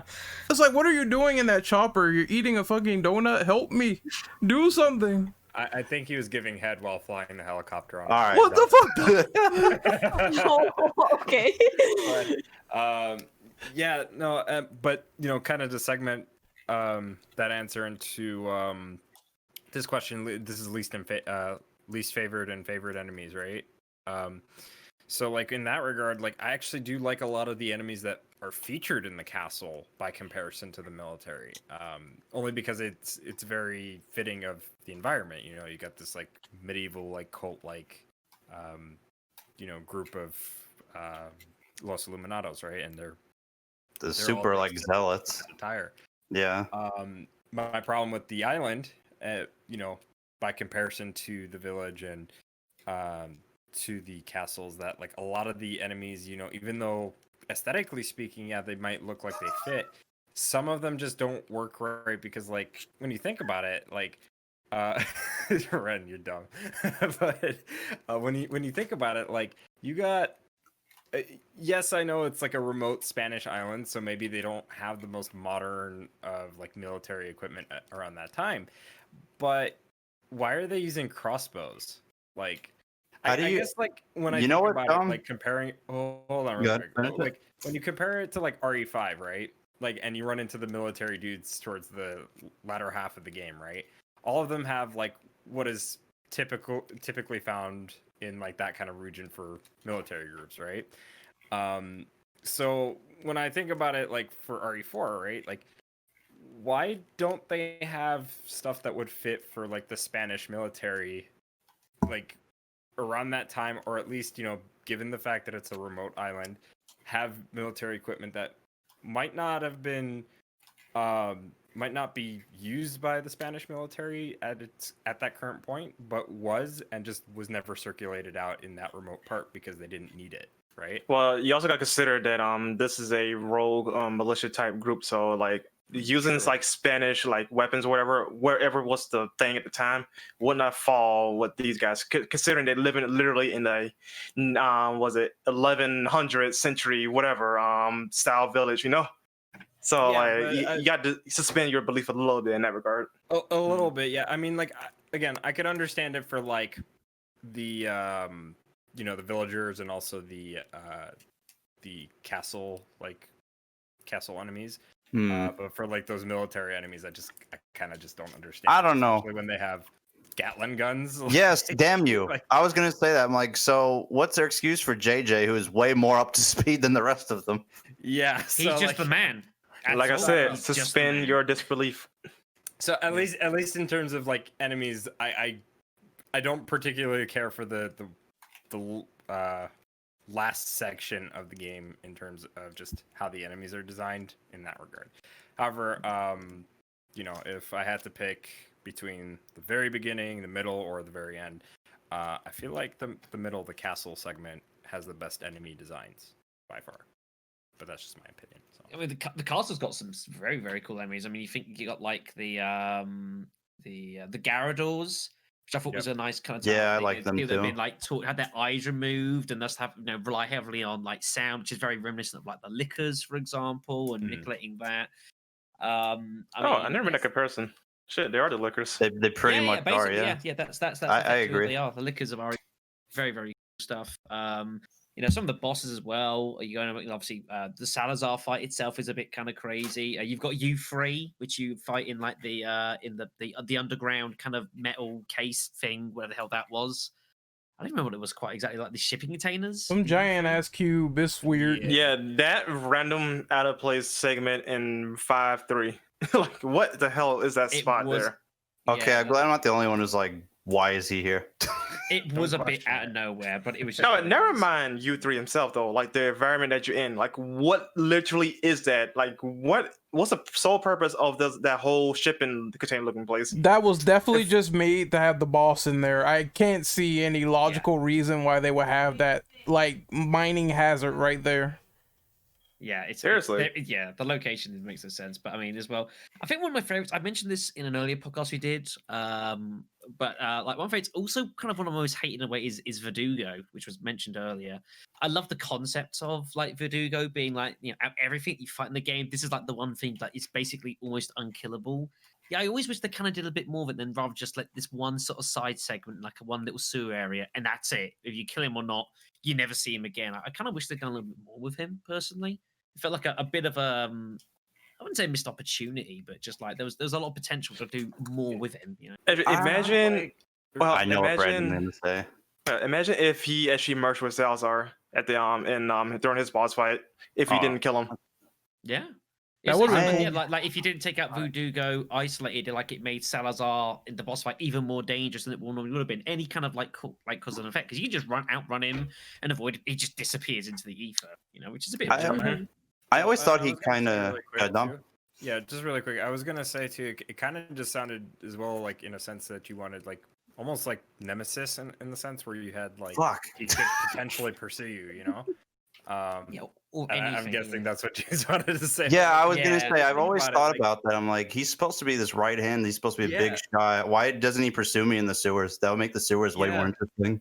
And if not that, at the very least, like have something where it's like you can like I don't know, like RE3, sometimes you get into like these segments where like you have these enemies to deal with, but then like suddenly because you didn't kill Nemesis in RE3, right, he would like pop out and start chasing you down, and you would have to just keep fucking running until you either take him down or get away from him. So they could have done something similar to that in the sense where it's like if you don't take him out, he will just keep following you up until the point you get to that Salazar boss fight, and I think that would have worked really well. Yeah, you gave me an idea on that. I think they should introduce him sooner in a potential remake, a potential RE4 remake. He should be like the pursuer for the whole castle segment if you don't do something to neutralize him permanently throughout the whole castle segment.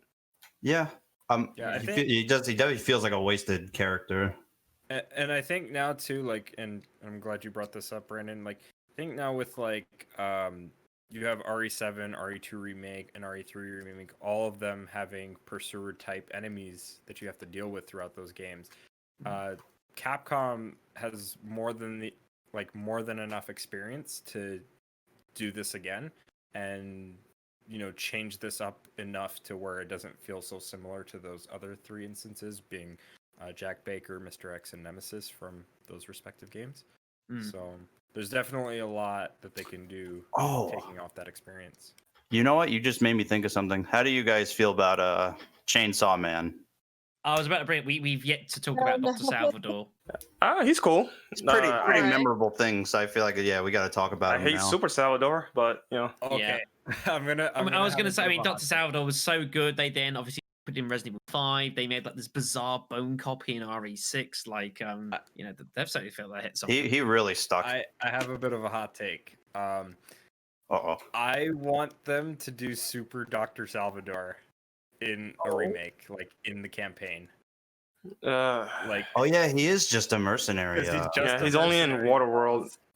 And I really want to see that happen. Like, just as a boss, just for the fuck of it. I don't even care if it's like, piss easy to deal with. I just want to see it happen. Okay, He's a head doctor. I think maybe one thing they should do is I don't mind killing Super Salvador, but since he likes to tank through attacks, maybe he could be annoying. I'm surprised that since they have the whole adaptive difficulty thing for RE4, why not just like sort of use that for professional this time around, or remix enemies like they did with Inferno? Because that would be cool. You're changing the game in some sort of way. So instead of the normal Chainsaw Man, it'll be Super Salvador in Chapter 1. And I'm like, well, what the fuck? Here we go. You know what? Since we're talking about boss fights, I'm gonna read off number 8. What's your favorite and least favorite boss battle in the game? All right, continue. Okay, so favorites, Krauser is just hands down. I love that fight. Even though he's super easy with the knife, he's still fun to fight, and I just love how he pops out with the machine gun, throws grenades. It's very hands-on. He's a very dynamic boss fight. Because I'm gonna be honest with you guys though. I don't find the boss fights in RE4 memorable. In fact, though, if I had to list favorite fights, though, none of them would be RE4 with the exception of Krauser. Only because, though, he changes up the whole formula of that segment where you fight him in. Because you got to worry about, okay, this dude's going to literally hunt me down or come around the corner, shoot me, toss a grenade, whatever. He somehow has these drones. He's also not like a mindless Plagas monster. I mean, he has the Plagas, but he's not stupid. Yeah, he's him. He's literally his own character. That's very different for most Resident Evils. You usually don't deal with enemies like that. Maybe Wesker, but that's not till later. Well, yeah, he's only in 5. So, but yeah, so yeah, Krauser's definitely the best one. But the worst one? I agree. I really enjoyed the Krauser fight, especially it made me like think too, because like I'm not very good at like quick time events. Like I'm not really good at what's the word I'm going for? Fast reaction time. Really bad timing skills, yeah. And I'm just like, I would end up pressing the wrong button. I'm like, don't tell me I have to do this over and over again. But it really made me think. But I liked it. I thought that was really cool. Also, Nikki, since you have to go, name your favorite boss and then do your outro. Oh God, my favorite boss. Jeez. I mean, it's been so long that like names are just like completely out the window. But I guess my favorite would probably be Krauser. I said, yeah. What about worse? Oh God. I hated That's gonna be fun. I really hated fighting Salazar. Just if I remember that fight exactly, it's like I said, it's been so long since I played 4 that like I need a refresher. But yeah, I guess He's one of the bosses that has the one-hit kill move, because if you're standing in the middle of the if you're standing in the middle of the square, like on the top right where the ladder is, the Verdugo monster that fuse into him will kill you in one hit. Yeah, oh God, yeah, that would be just my luck. I don't regret RPGing him now. Pretty much everyone got hit by that. Like there was no shame in it. It's just if you're downstairs, you're okay. Yeah, exactly. But pretty much everyone got caught by it at some point. Like, oh well, that's bad. Let's not do that again. Exactly. It's like, well, you learn from your mistakes then. Exactly. Least favorite. I kind of want to say Delago. Oh, I agree on that one. Not because he's hard. I think it's kind of not that interesting. Like it's a neat set piece, but like all you do is just spam the shoot button at him and throw the harpoons, duck. turn. That's it. It's not much to Yeah, it. that's the one, but I still gotta go with U3 because He's up there too. yeah, like he's like a pace breaker or at least a padding out thing to keep that tractor long. Because to already get to Krauser though, you gotta get through him. And 5-3 itself is already long as it is though, so like you're literally padding out something that's ridiculously long as is, you know. So like, yeah, nah, U3 get a You fuck know out. what? I'm in agreement now. I'm changing my answer. Delago can go down a little bit. Yeah, I was gonna say I was gonna give honorable mention to like at least the setup to Delago. I think the way they kind of like build up to the fight, I think is cool with like the whole late thing, people getting chucked in. The fact that you can obviously like trigger him to attack you before you even do the boss fight by like shooting. Oh, all I the fish agree. was a cute little thing. Shoot the boss fight, water. the boss fight itself, I think, was a little disappointing. Like it was a bit lacking, but I think the setup for it was pretty cool. Though. Yeah, I'm gonna go with Del Lago, not because it's like, bad or anything. It's just boring compared to the other boss fights in the game. So it's like even Mendez, for the tank that he is, he was even a little bit more interesting despite being super easy. So I gotta go with him for worst. Yeah. In terms of best, I still would have to say Krauser. I mean, everyone said it, just the dynamic and everything. I guess if I had a second best, it probably would be Saddler, because I kind of like that fight where he's throwing like the steel girders at Leon. I thought that was cool, and you could do like backflips over them. Before I go, I'll let Nikki do her outro because I know she's about to leave. So. Oh yeah, I'm about to leave because I have dinner waiting. So Yeah. So where can we find you, Nikki? You can find me on Twitch at Nero Catatonic. It's all one word. You can find me on Twitter at Miss Catatonic. It is a little underscore in between. And you can also find me launching my radio show next week. So if you like death metal, if you like doom metal, yeah, I got the place for you. Nice. Good luck with that. Oh, thank you guys. Enjoy dinner. Enjoy dinner, I Whopper. will. Thank you guys. See you later. See ya. See ya. See ya. Anyway, Yeah, bye. so for me, actually, I guess my favorite boss fight is, surprisingly enough, is going to be Menendez, the big cheese, because it's actually like one of the first major bosses that you fight in Resident Evil 4 when you think about it. He's kind of like this character that is essentially just there to like lead you into, well, once you defeat him, right, lead you into the castle and get you introduced to the real antagonists of the game, which are Sadler and Salazar. And also just because, over the many times that I've played Resident Evil 4, I realized that he's become so easy for me to fight that I could literally just cheese him and never have to take damage on that boss fight, or very rarely take damage. Just by sticking up on the second floor and just going back and forth, he's very easy to just dupe that way. But I think for me, the worst one, which I'm surprised Ren actually likes this boss fight, is the Sadler boss fight. I don't particularly like that boss fight because of the fact that he could throw the steel beams at you. And I also just don't really like the fact that, like, if you need to run past that boss, if, say, for whatever reason you just happen to get cornered, and you can't drop the steel beams on him to, do the knife QTE, you get hit by his Plagas tails, which are constantly going sporadically all over the place as you're walking past him. So, not particularly one of my favorite boss fights. In fact, that was a boss fight that I was stuck on for quite a bit on my first run, so not too fond on it. I guess because you can do the dodge, I just found that whole throwing thing easy. The only part that kind of sucks is when there's a stupid bridges that go out and you have to cross them. Bad too. Yeah, and then if you jump over them, he'll jump over there and then you'll start getting hit. But otherwise, I found them to be not that much of an issue. That's probably why it's just like whatever to me in terms I don't of fun. find him an issue either, because you know why? I just shoot his eyeball with a rocket launcher. Yep. You can do that. Well, and that's the I thing, got too like, much money by the end. I kind of had an issue with that too. It's like you can beat most, if not all, of the bosses without using the rocket launcher. Sadler is the exception because you have to, unless if you're using infinite weapons or special weapons that you get from New Game Plus, you have to use the special rocket launcher with the red rocket head. Mhm. And I mean, it's serious tradition, though. You always beat the final it boss is with a serious rocket. tradition. Yes.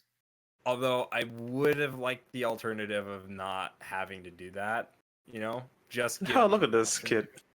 No, I understand it's comfort. Like Like it's I a know lot. I know it's like, again, I know it's serious tradition. But you could argue to a technicality like Resident Evil 3, for example. It kind of broke Mhm. that tradition by just having Jill shoot like I mean, it upped kid the ante. Yeah, like Yeah. shoot the Yeah, because you have a mutated bigger nemesis. rocket launcher, a railgun. Yeah, railgun. Well, no, aside from the railgun, because like you remember at the very end of our Yeah, I know. You shoot him with the Jill magazine. fucking crawling, and you can just shoot him with the revolver.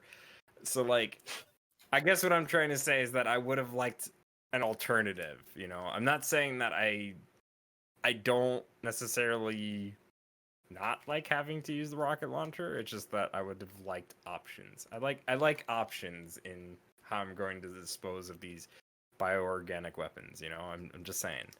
So Don will wants to do it agree. like a Burton. Yeah, no, I will agree, like, exactly.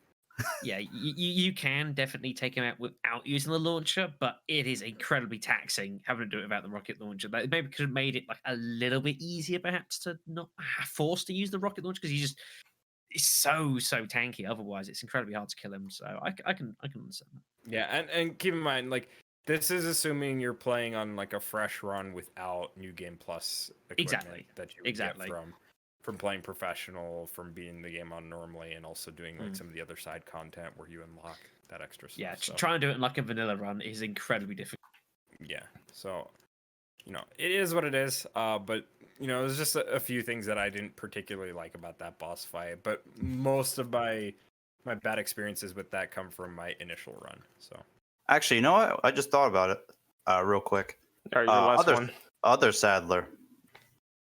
Ada's Sadler sucks. I think he's actually the worst boss in the entire game, period. Like, him without being a monster is actually worse to me. Oh, He's actually a challenge. He's Bullets fun. fucking He's annoying as your shit. bullets, right? Yeah, he's Yeah. actually a challenge. Who would have thought? Yeah, no, Challenge, that's but- a good shot. Yeah, that's a that's a It, that's God, a he's trend with pain. Resident Evil as well. It's always like when the big bad transforms into the mutation, though. They actually are stupid because of that. Like, Yeah, you have last- a chance of winning. Yeah, when you're not last year I mutated. went through professional RE4 and I got to Ada's thing and I'm like, oh my god, why? one of the hardest parts. Yeah, completely. that's- It is. It is. She has some tough For me, it is the hardest part. And She that's has all the tough after her fights. Krauser boss fight, which can be beaten the same way That's- that Leon's Krauser boss Yeah. fight goes. So Yep, Exactly. just knife him. Yep. Good shout. All right. Who's Riv's number 9? If anybody else did not go, Queen Chicken, did you went for number 8? I don't know. I kind of did, not really. Didn't really go and expanded. Because my favorite boss was Krauser, of course. I liked his fight because it was different, and he had the little things you had to do, and you're also collecting those pieces to the door. And I like that a lot because I've always liked the little puzzles and stuff like that for the older Resident Evil games, and I felt like that kind of incorporated that in that boss fight. My least was Del Lago, the lake monster. I played on PC, so it was a little hard with the mechanics because the controls for PC are a little different. They're terrible. They're terrible. Yeah, so that all I fight was put. terrible on PC when I was playing it, and it was just oof. But it wasn't that bad. I got through it pretty easily, but I just didn't like it. I just felt like I was doing the same thing over and over, and I was like, is it going to do anything different? Is this what it's going to be? And it just felt dragged on. But yeah. There's one last thing I will add, and move on. Adding on to that, the Krauser fight. You bring up a good point with the pieces, because like Krauser like openly acknowledges about these pieces, like he keeps one on him. He's kind of like leading Leon around. He's kind of like gaming and playing with him, which I think again is like kind of tying back to like their past and in going and stuff as well. So I think that's a very good point actually. But yeah. All right. No, what? Black Shadow. Can you rev number 9 for us? I can, you wish. So Resident Evil 4 was known for a host of scrapped betas over the course of development. Which concept, storyline, and mechanics stood out to you most from those versions? The fact that Democrats existed. I'm just kidding. See, honestly, I did like the little weird supernatural elements they had in the what's it called, the Hookman demo. Yeah, I was gonna say that too. I thought that was pretty neat though. I wish that could have come back and like if not Resident Evil, but like another Capcom game. Cause I think that looked kind of promising. You know what I really hate the most? I hate the fact that they had all those elements, and remember how RE was originally going to be, where it was like a first person ghost experience. I'm so fucking surprised they did not make like a ghost like horror game in that vein with the doll babies creeping up, because I think that would have been actually pretty creepy. And they found their way into Onimusha, if I'm not mistaken. That is true, that some of them are like in that game. Dom's PTSD over there. Yeah, so let me explain. Like, so the dolls from the Resident Evil 4 concept, where they would start springing up and whatnot, they actually got reintroduced into Onimusha 3. Some of the areas, believe it or not, from that like concept version of RE4 and some of the trailers that they showed, like the gas version, I think. A lot of those areas got reworked into Resident Evil 5's Lost in Nightmares. That whole Spencer estate that we go through, a lot of that stuff is from the cut version. So it's like, it's really cool that we did to a technicality get some of that stuff, but like it would have been even better if we got like a whole like fully fledged game out of that like concept, but less with the paranormal stuff. Because I think my biggest problem with like, you know, Resident Evil 4 and Resident Evil 7 is like there's too much of this emphasis on like this paranormal stuff that just does not make sense in the context of Resident Evil, especially when you look at a majority of the games. They really try to be grounded in what the series established, and that's why I feel like 5 did it really well by comparison to RE4. But still though, I do think it would have been so cool just to see, like, you know, instead of them getting rid of what they had with RE4, which to a technicality they didn't. We got Devil May Cry, we got aspects of Haunting Ground, and I don't know what else. Like, again, we had the enemies from that got transferred into Onimusha 3.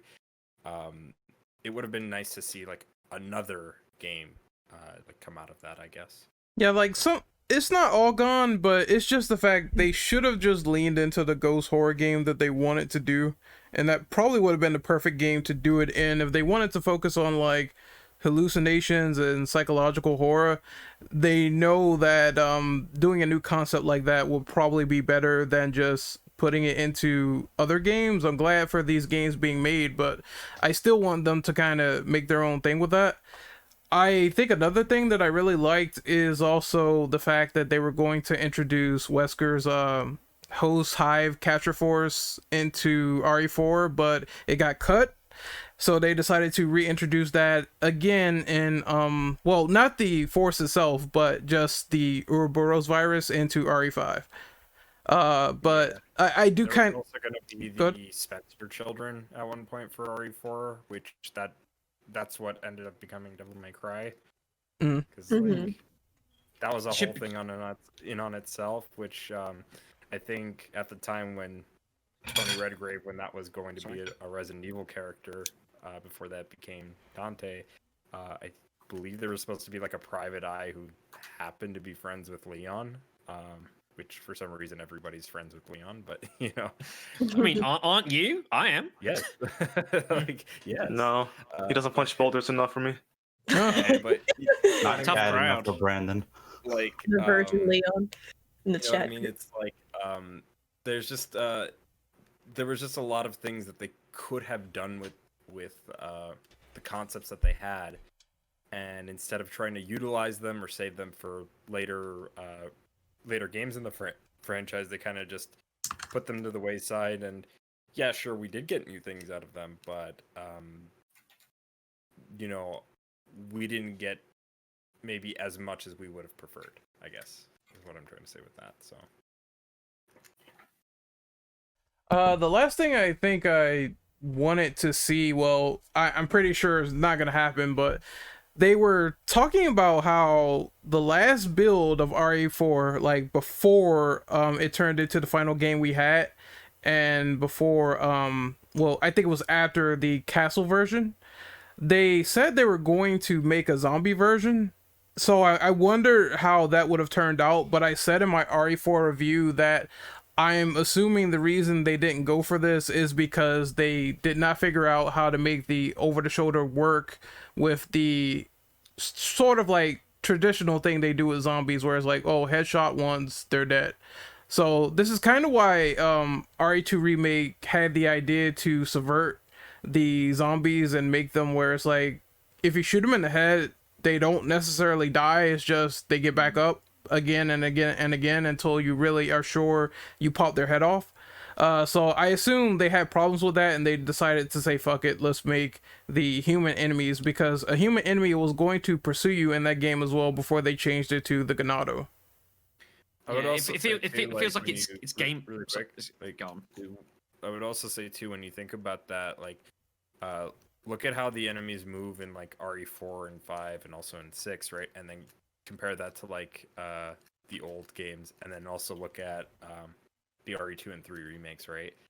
I think they probably had a problem with trying to figure out how can we get it to look like when those like zombies are moving and whatnot, that their heads are like swaying realistically and maybe not necessarily unnaturally, but just very very unyieldy, where it's like, yeah, you could easily miss a shot because they're just not standing still and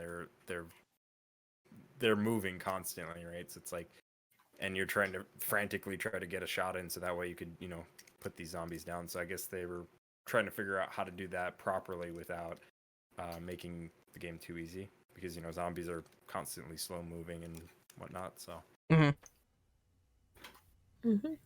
But I think it worked for RE2 because enclosed space, or even in RE3 is like they just litter the area with zombies and they do this whole thing where they either rush you or they do this whole fast walk or double lunge. Even though it's annoying, that is one way to keep up with the player in terms of movement. But Black Rock, I keep saying Black Rock, goddamn. Yeah, no, I'm not the only one. Yeah, it's always in my head. But Black Shadow, you were gonna say something? Yeah, I mean, it comes. It's game balancing, isn't it? At the end of the day, like if you could just, you know, aiming's not a difficult thing to do in these games, as we mentioned earlier. Like the aiming system, everything, it's so simple and easy to perform, which kind of helps. You know, it feels very tight, very responsive. I mean, if you just shot off something in the head once and it's dead, like, what do? You know, you don't really have much of a game, so you have to balance it ultimately in the end. And you know, sometimes you have to kind of like twist plot a little bit around it, and sometimes you have to kind of like suspend disbelief and kind of make some inconsistencies to do it. Like, I got no problems in doing that. Yeah, it's sort of like Dead Space. You have to basically unlearn the headshot. Also, anyone else want to continue on before we move on? Yes, I'll read number 10 because I actually eagerly did answer this one. All right. Is anybody else? No, I'm good. Nope. Going once, I'm good. going twice. Sold to the bitch in the red dress. All right. So number 10. It's always Speaking her, of, every time. exactly, because it's appropriate. She's got some money behind her. Yeah. Speaking of Resident Evil 4 betas, is there anything that should be cut, alter, or expand upon if they do a potential Resident Evil 4 remake? I feel like we need to split this into like areas. There's so much scope for this. Like, Well, plot, here's something I think- gameplay, characters. Exactly. Well, here's something I think they can add though. I want them to reintroduce that weird supernatural element from one of the betas. But here's the thing though, Leon is affected in in 4, right? They could just use that as a way for like the blockers messing with Leon's mind and do that. Oh, so he's hallucinating from the virus kind of thing. Yes, because you see Yeah, him lose control once already, thanks to Ada. Because Ada had to literally stab him and kick him in the groin to snap him out of it. I think you Dream actually have sequence. you have an incredibly good point, because while it's obviously it happens and it's a plot point with Resident Evil 4, it's like as soon as it happens, it almost doesn't matter until the couple of occasions suddenly it's like, oh yeah, of course we're infected, we kind of need to do something about it, and then it's not relevant until it happens again. Exactly. Like I you think, always forget about it until I think shows you up. are absolutely on the money. They should definitely do more of that. If they, I don't know if they're going to do it first person or whatever. They've got so much scope now to kind of like, these hallucinations or seeing things not quite right, or, like I don't not I wouldn't say dream sequences or anything like that, but yeah, there's so much scope to run with that. I think it's a great shout.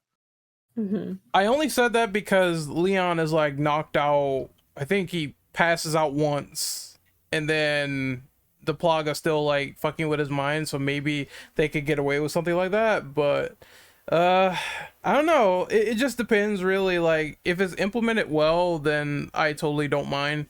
It just depends on how it's incorporated into segments and gameplay. In terms of the question itself, stuff I want to see for RE4 remake, well, definitely some of the horror concepts from the betas, maybe like, I don't know. I would like if they would fill in gaps of Operation Javier, because once again, people said it earlier, Krauser he kind of comes out of nowhere. So it's like, yeah, maybe they should shoehorn that in, because the story is already made, so it's like, why not just show that and give more context? Yeah, I agree on that. Earlier, Maybe more Krauser. Well, the plot exists now, which was made.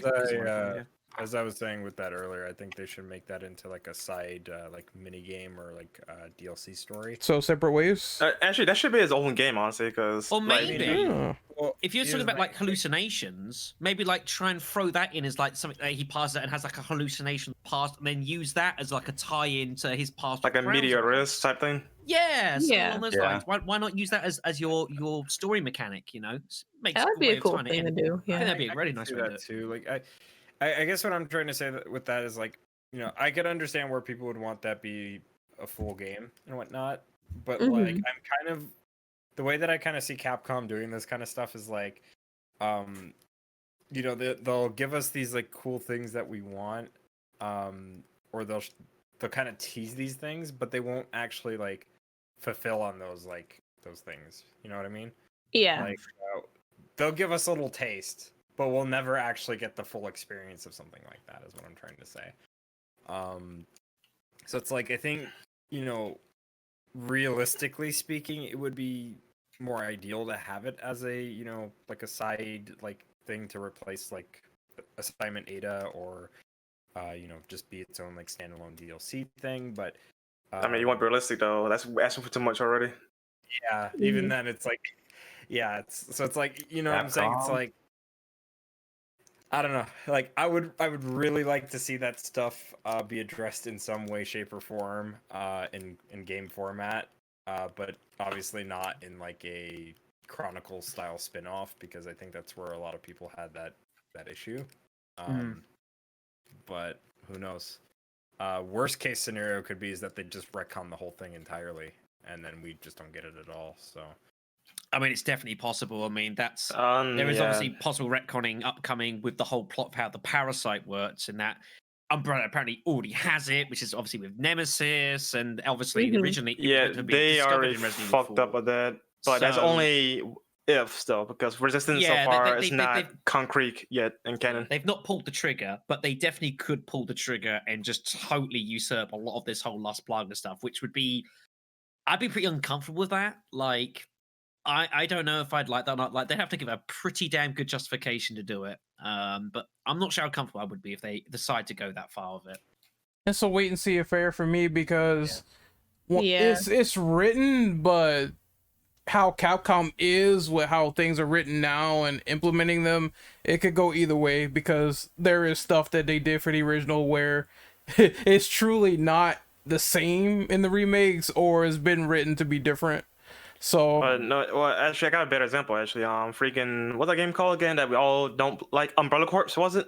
Yep. Like, there's some that game's always has been touted to be partial canon, right? Like, stuff has been written, said, seen, but the Capcom's not follow up on those events just yet. So, like, this could be the same case scenario.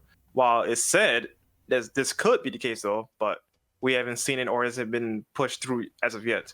Yeah, so it's wait and see until they do it. Like, if they do it, then it's kind of weird how they said Lost Plagas was mined in that particular village for years, and this is why Wesker wanted it, because it was something new and it hasn't been discovered until that point. So I don't know. Which was very apparent in the sequels, But thanks to this potential retcon, though, that also causes more confusion. Yeah, with a sequels. little change has a lot of consequences down the line and makes a lot of things suddenly not work at all well, if at all. Exactly. That is a problem. If they pull it off, I will be amazed. I'll give props where it's due, but that's just a big if. Well, this is where I'm expecting them with an RE4 remake to A, do it, and then B, say, look, this is just like a complete alternate timeline now. Like, we've already been changing here. Now it's just like a what if, you know, and it's just a completely alternate universe to the original games or something. That wouldn't shock me if they did What that. was the word they use all the time for the remakes? To reimagining, yeah. Reimagining, yes. That's Which a is convenient kind of word where they we're at use. here. You know, I get asked, like, you know, what's canon, what isn't canon. To me, I'm just like looking at these, like, they're kind of like modified canon, but like, as far as I'm concerned, it's the originals are kind of where it's at. But yeah, if they do it and they do it for enough, fine. But I'm concerned. So I feel like part of the problem is that because we have so many different ways to experience Resident Evil now, Capcom is just kind of like doing whatever the fuck they want, and they're not really taking into consideration if this makes sense for their story.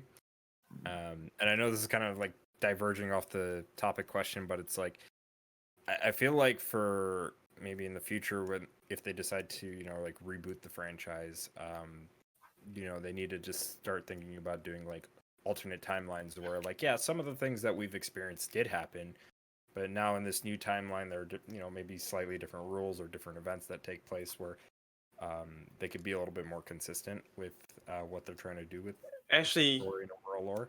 So Actually, the Chronicle games do a good job of this because they're basically abridged versions, at least the ones that, you know, takes the mainline games and just pin them together. They actually do a good job of mixing both, like, say 1 and 2. Like, you have Jill and Chris's campaign together in 1, so you experience everything, with one exception of Barry not being in that scenario for some reason. But you do experience, like, you know, both campaigns together at the same time, and you see a natural progression between both. So, like, they did a good job with that in the Chronicles games, though. So why can they do it here in the remakes? You know, because something's not right with that regard. You know. So just to answer this question, oops, sorry, I didn't mean to smack my mic. But just to answer this question before we move on, one of the things that I would, well, actually, two of the things that I'd really like to see make its way into a Resident Evil 4 remake from the cut concepts is the very much horror aesthetic of the betas that we saw, especially with how the castle is very much designed, where it's much more like claustrophobic, very dark. You hardly can see anything, and you know the need of a flashlight in order to see like what's in front of you and whatnot, I think would be really great. I think that they need to have more of an emphasis on horror for a remake, but also to I would like to see the Hookman, but I would like to see the Hookman in a way where it makes sense in the context of Resident Evil, rather than it being like this paranormal like entity that comes out of a painting. You know, I think that they could make it in a way where it makes sense in the context of Resident Evil 4 story, especially given the fact that we have seen Capcom with the remakes introduce new enemy types that do fit in the context of those games that they were appearing in. So, I mean, if they do it and do it well, then fair play to them. I think it's a heck of an ask to try and tie it in effectively. But I mean, I'll leave it to them to prove me wrong. All right. Who wants to read off number 11? If nobody else got nothing else to add on number 10. I could read off number 11. All right, go ahead. How do you all feel about additional content and unlockables of Resident Evil 4, Mercenaries, Separate Ways, Assignment Ada, new costumes, professional mode, weapons, etc.? So, if I'm not mistaken, not all of the modes were like part of RE4 until they did the ports. For the GameCube version, it was Separate Ways. Right. No.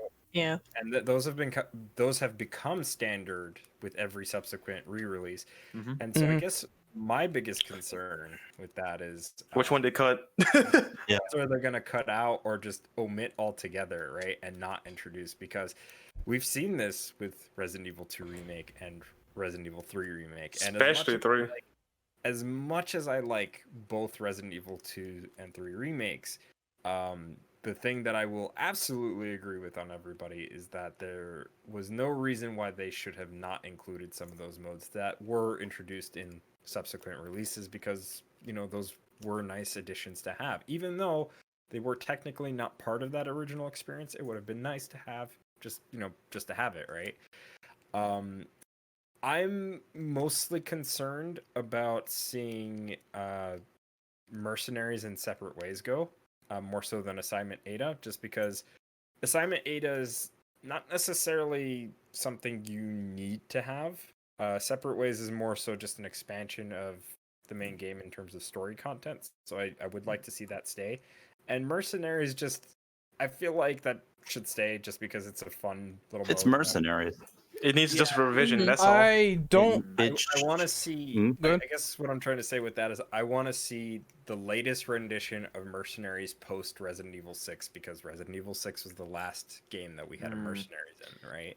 All right, so I'm gonna play devil's advocate. I don't think they're gonna cut separate ways because they didn't cut for Survivor, and you could pretty much say that was like story content for Hunk. So if they would have cut that, then I would have more of an opinion on that. But I somewhat disagree on that, Ren, because it wasn't significant. Because like the original, you could complete that in like literally a short amount of time. it By wasn't. comparison to Separate Ways, though, you actually have 5 chapters extra. Now, I do agree that I don't think they would cut it out, though, but Capcom can surprise us. Yeah, I don't think it was super significant, but it is like canon, so it's something canon that they did still leave in the game. So that's like sort of weird to say that they'll probably cut it out. They are lazy, I do agree with that. But I guess a middle ground would be like, I say like I don't really mind if they get rid of assignment Ada just because it's kind of unnecessary, right?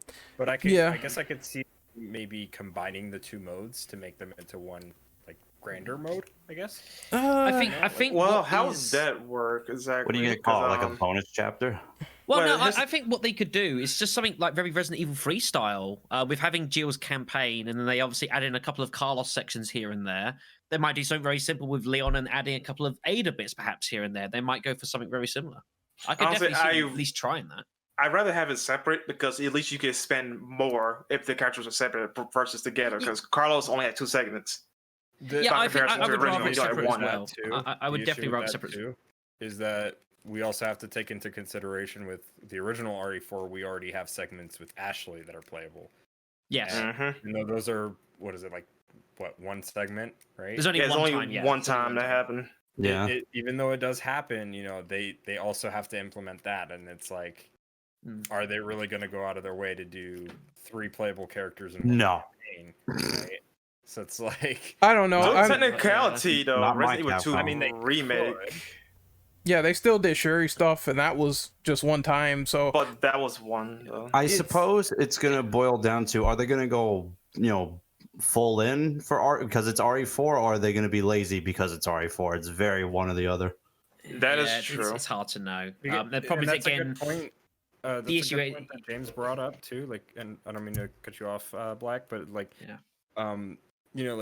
like James said, they are kind of lazy with RE4. Like, look at how they did the RE4 HD remaster. Every time they ported that game, they did not really work on the textures. It's just the characters that look somewhat better. The environment's still terrible. And even then, they're not that good. It's a shame that we have to rely on fan mods just to make RE4 look good. Like, I will agree, but I think the scope to get that, because if they're going to redo RE4, I don't think they're just going to take RE4 and upscale it. They're going to rebuild it from the ground up. Much like they've done with Resident that Evil much is 4. obvious though. So, but how far would they go? But the thing is that by doing that, it then kind of forces them to actually do something, because they can't just rely on old RE4. They kind of have to start from scratch. yeah, that's what I was gonna say. Since they have to redo the game, there is things that's probably gonna be cut. I don't think that Mercs is gonna be in the game, but to say that, well, they're gonna remake the game, that's already like a significant effort, because they have to once again do it from the ground up. So these sections either need to be in the game, or they're gonna cut a corner, or they got to do something, because it's not gonna be easy to do. and there's going to be a lot of expectation going in. So that's already a lot of work. Yeah. I- on top $10 for of, mercenaries. wait, hold on. No, though. On top of, I suspect mercenaries will feature to some degree as a side mode, but it's definitely an area where they can do if they actually want to do something DLC. Yeah, I think Then they DLC. can definitely do it with mercenaries for sure. And there's so much damn scope, and they've tried this with obviously Umbrella Corps. They tried this with Resistance, various bits and pieces. I mean, like people threw up a stink in RE3 for not having mercenaries, and it wasn't really much of a mode. Like RE4 is kind of where it became its own kind of distinguished thing, and there would be a massive uproar if it doesn't exist. I think it'd be a total missed opportunity for them to not at least introduce mercenaries, have like a few base characters that you did in the original game, and DLC with other guys from like RE5, maybe bring in like Claire and Leon or something, just go all out of whack with everything. So, What so the hell basically, Resident Evil: The Mercenaries 3D. Pretty much. I mean, I don't know how they because never did like a Mercenaries- reunion. I don't know how they never did it. Mercenaries 3D was basically like it was a mix of Resident Evil 4 and 5 mercs, Yeah. with the exception of some characters from both games being cut, but also the introduction of some characters that weren't in Exactly. in those games. Oh, that would be a deluxe. $10 And DLC. it'd be such a missed opportunity. I I just guess- can't see how they wouldn't do it. It seems I guess crazy. with that you could argue they could pull a Resistance with that too, in the sense where it's like, okay, well, RE3 got Resistance as a bundled free game, which originally probably wasn't going to happen, but given the reception with that game, that's why they did it. But maybe they could do that with RE4, where You Mercs just kind of is struck me. actually where Mercs is a standalone experience, but it's bundled with RE4, and maybe they update it with new characters and stages like that. And Yeah. Definitely a it'd be the direction they could second time take. They would do a Merc standalone game. I was gonna say, Yeah. what if they redid Mercenaries 3D because it's a much smaller project compared to RE4, and they kind of pulled the Resistance where it's with RE4, or I don't know. So if like it's his own game. It's I difficult- feel it's a like that would be difficult sell on better. its own. It's a It'd be a lot- difficult niche sell on its own for sure. Like bundling in with RE4 either as a side mode or as a standalone with RE4. Either way, like I mean, I would be very tempted to at least pursue the idea of that if I was them. I'd be. Honestly, definitely looking given into the its feasibility. popularity, I think it will be on kind of a smarter idea to keep it separate, because now people have been asking for mercenaries for years now, and like imagine making a huge thing. I feel like that screams like own title, like that Yeah, if they screams do- something if like they that. do- If they were, when- if they when wanted to are they redo gonna- that, yeah, I'd When be will they okay. do it? Because honestly, Mercenaries 3D is superior to RE4's Mercenaries, so Yes. why not focus on that, which is just better, and have Yeah, co-op. exactly. By the way, I It want is- co-op. It is arguably one of the best Mercenaries experience, simply for the fact that you can have any character loadout and any one of your favorite characters. Yeah, it's So, really like, enjoyable. You Really enjoyable. can't like. Granted, keep in mind, I think like RE6 Mercenaries is like solid because of the way the combat works. Oh, it's with fun. The perks. Mhm. I But, never got like, to experience it, Imagine if sadly, they so. blended that experience with like how Mercenaries 3D works, where you can swap out character loadouts or just make fully customized character loadouts based on what you prefer to use, right? Like that would be insane. But And obviously, if they really want to print, really print the money, I'm going to say the co-op, because it's such a standard thing for Mercenaries now. It's Yeah, kind of, so- it's really stupid not to have it at this There's point. no way they do merch. Oh, But yeah. not just There's mercenaries. just no way. There's just no way. So I know that's a whole nother Yeah, thing it's to a whole talk thing. about, but it's like you could really imagine how cool that would be. But to kind of get back into the question, and one other thing that I want to talk about, which is something that I'm kind of curious to know how you guys feel about, is like what they would do with costumes, because I would not be surprised if they at least had new costumes mixed in with some old. And the reason why I say that is because, given that this game would be on RE Engine, they would easily just asset flip some of the stuff that we had in, say, RE2 remake. Pre-order bonus.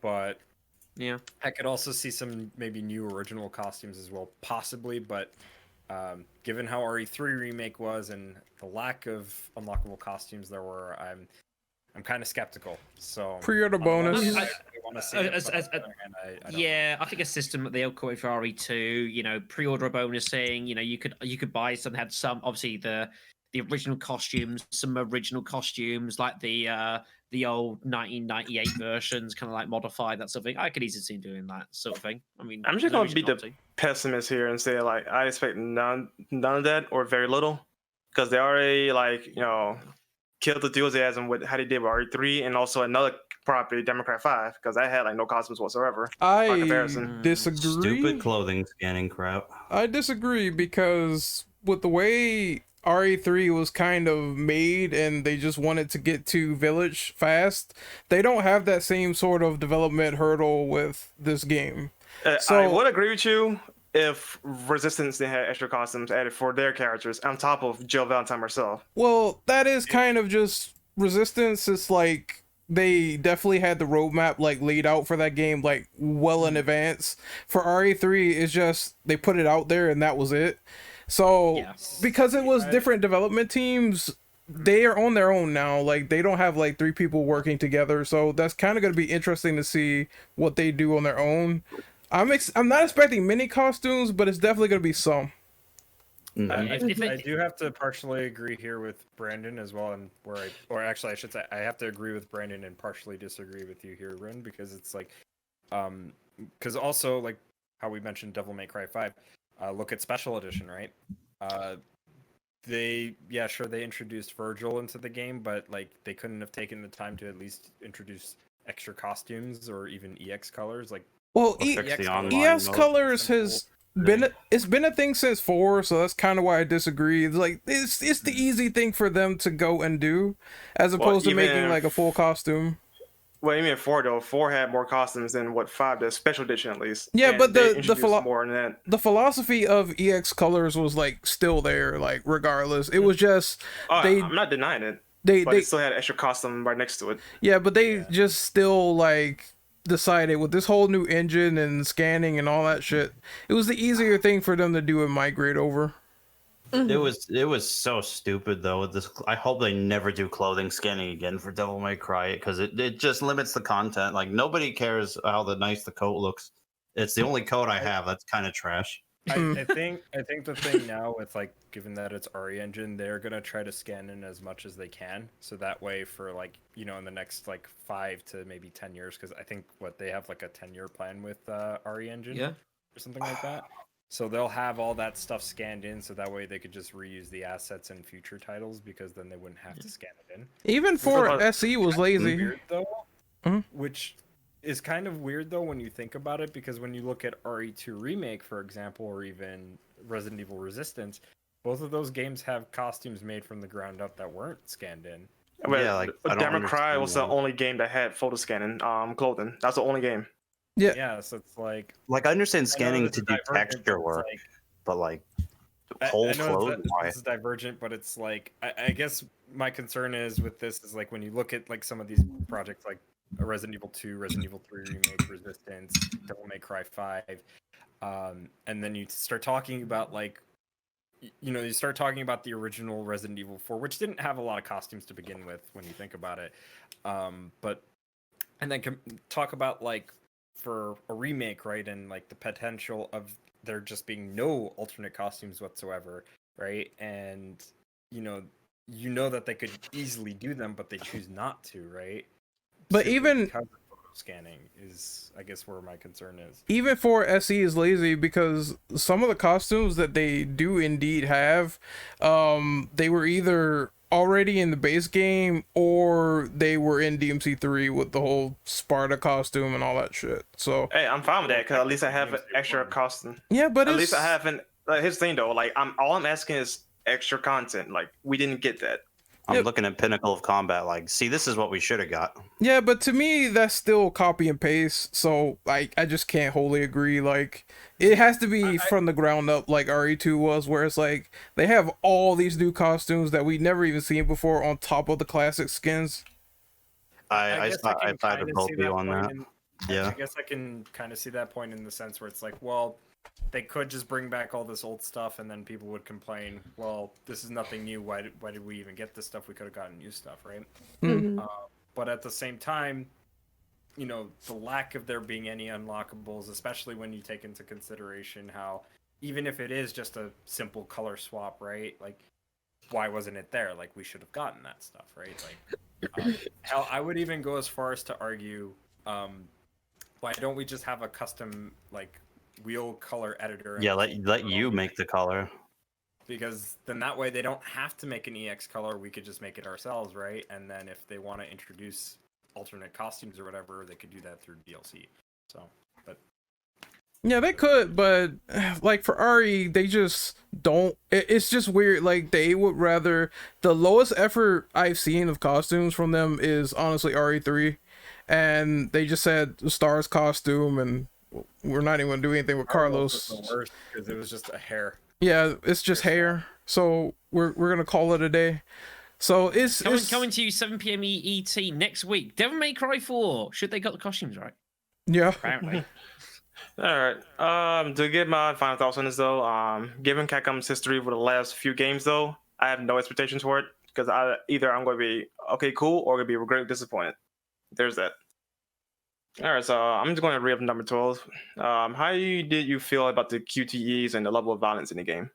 Okay, for starters though, the violence was awesome. That was literally the last Resident Evil game for a while that had the level of graphic violence until at least was 7 or RE2 Remake. I'd say 7 because RE2 Remake still had a lot of censored scenes.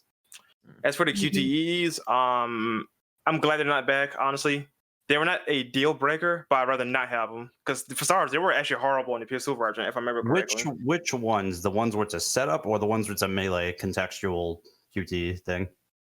Like, I guess the cutscene type stuff. Okay, so like the boulders and shit. Yeah, I can agree with that. Boulders are just not fun. You don't like let Leon turns into the Flash, and I'm wondering why don't you run this fast all the time?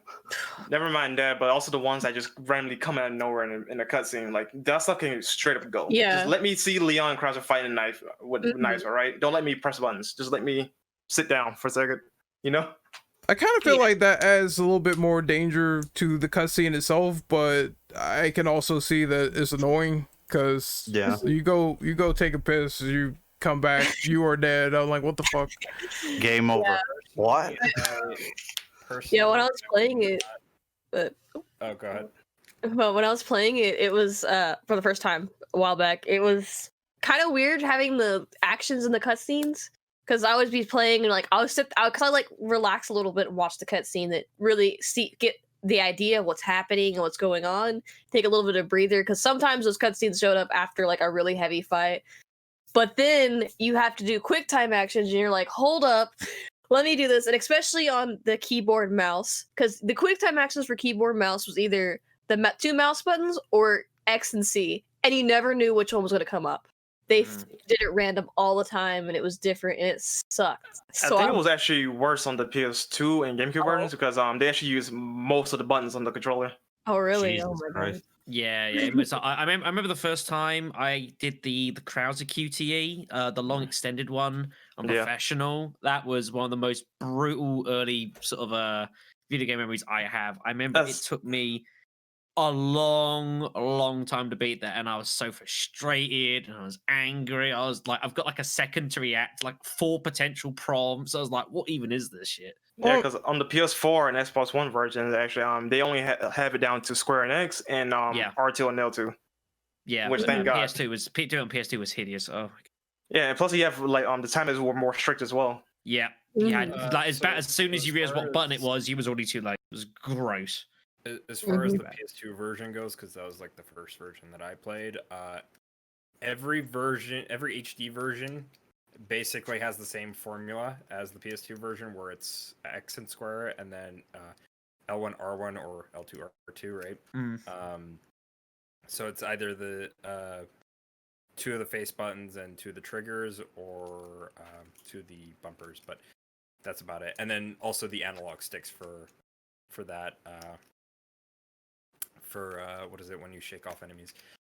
Personally, I don't mind if they get rid of the QTEs entirely in Resident Evil 4 Remake. I don't miss them at all. I absolutely hate them when I think about it. Yeah. I don't think they've not aged well, have they? I don't think they've aged particularly well. Yeah, most of them have not. And I know this is where like me and James disagree, where like I actually don't want to see like the QTEs for like suplexes and like kicks and stuff like that. I would rather it just be like kind of like what RE3 Remake did, where like if you see an enemy's like, you know, stunned or whatever, you could just hit one button and it just does the thing that you could do. I agree on that one. I like that one. Isn't that the same thing just without seeing the prompt? At that point? Yes, and without requiring the prompt. because Wait, for what exactly? Make it Sorry, more contextual. We're talking about melee. for melee QTEs, you know how like you have to be in like Shoot him in the range leg, kick him. yeah, like kicks or do like suplexes and stuff like that. I I'm feel like- perfectly fine with that. Maybe a bit. I was gonna say like a bit like almost like when you like fighting Wesker, perhaps in RE5, maybe a bit more like that, perhaps. You know, that you could obviously stun him, and then you've got melee prompts to do melee stuff to him. But you mean a bit like that? Yeah, I mean like because when He's I talking think like about it, normal I really melee. liked how Yeah. like RE3 remake did it with Carlos, where like if you stunned an enemy, you could just punch them like right. Oh at the yes, right yes, frame. yes, yes. If we Mm. timed it right, yeah, that's. And I Because felt that's just that a was parry, though. really, Yeah, really okay. well. That was incorporated to his dodge or short tackle. I don't want tackle. Leon to just be everything is a dodge into a melee. That will get old. Really I fast. agree. In fact, I'd rather them have. I'm not saying that at all. I'm just saying that as far as like having just one dedicated contextual button, right, where it doesn't show you the prompt and you just know that that's what you have to do as long as you're within range or whatnot, that you could just do it.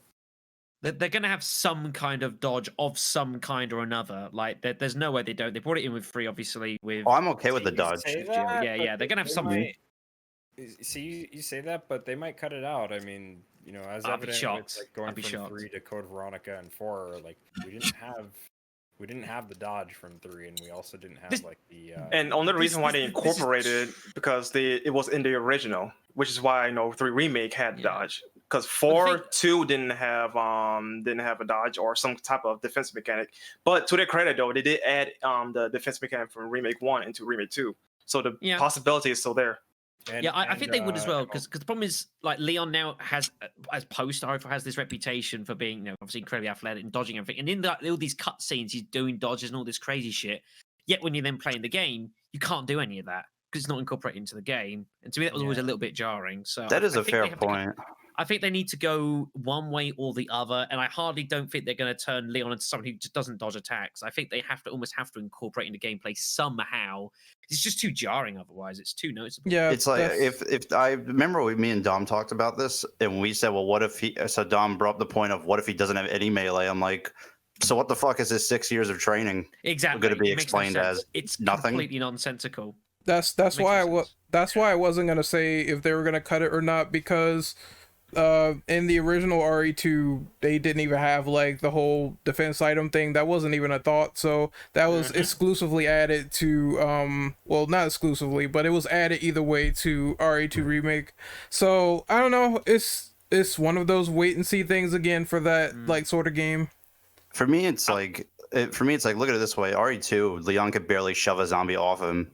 In RE4, look how well he handles himself now. He knows how to properly get people off him with actual Exactly. techniques. Exactly. Yeah, I think I it'd be a guess- total missed opportunity.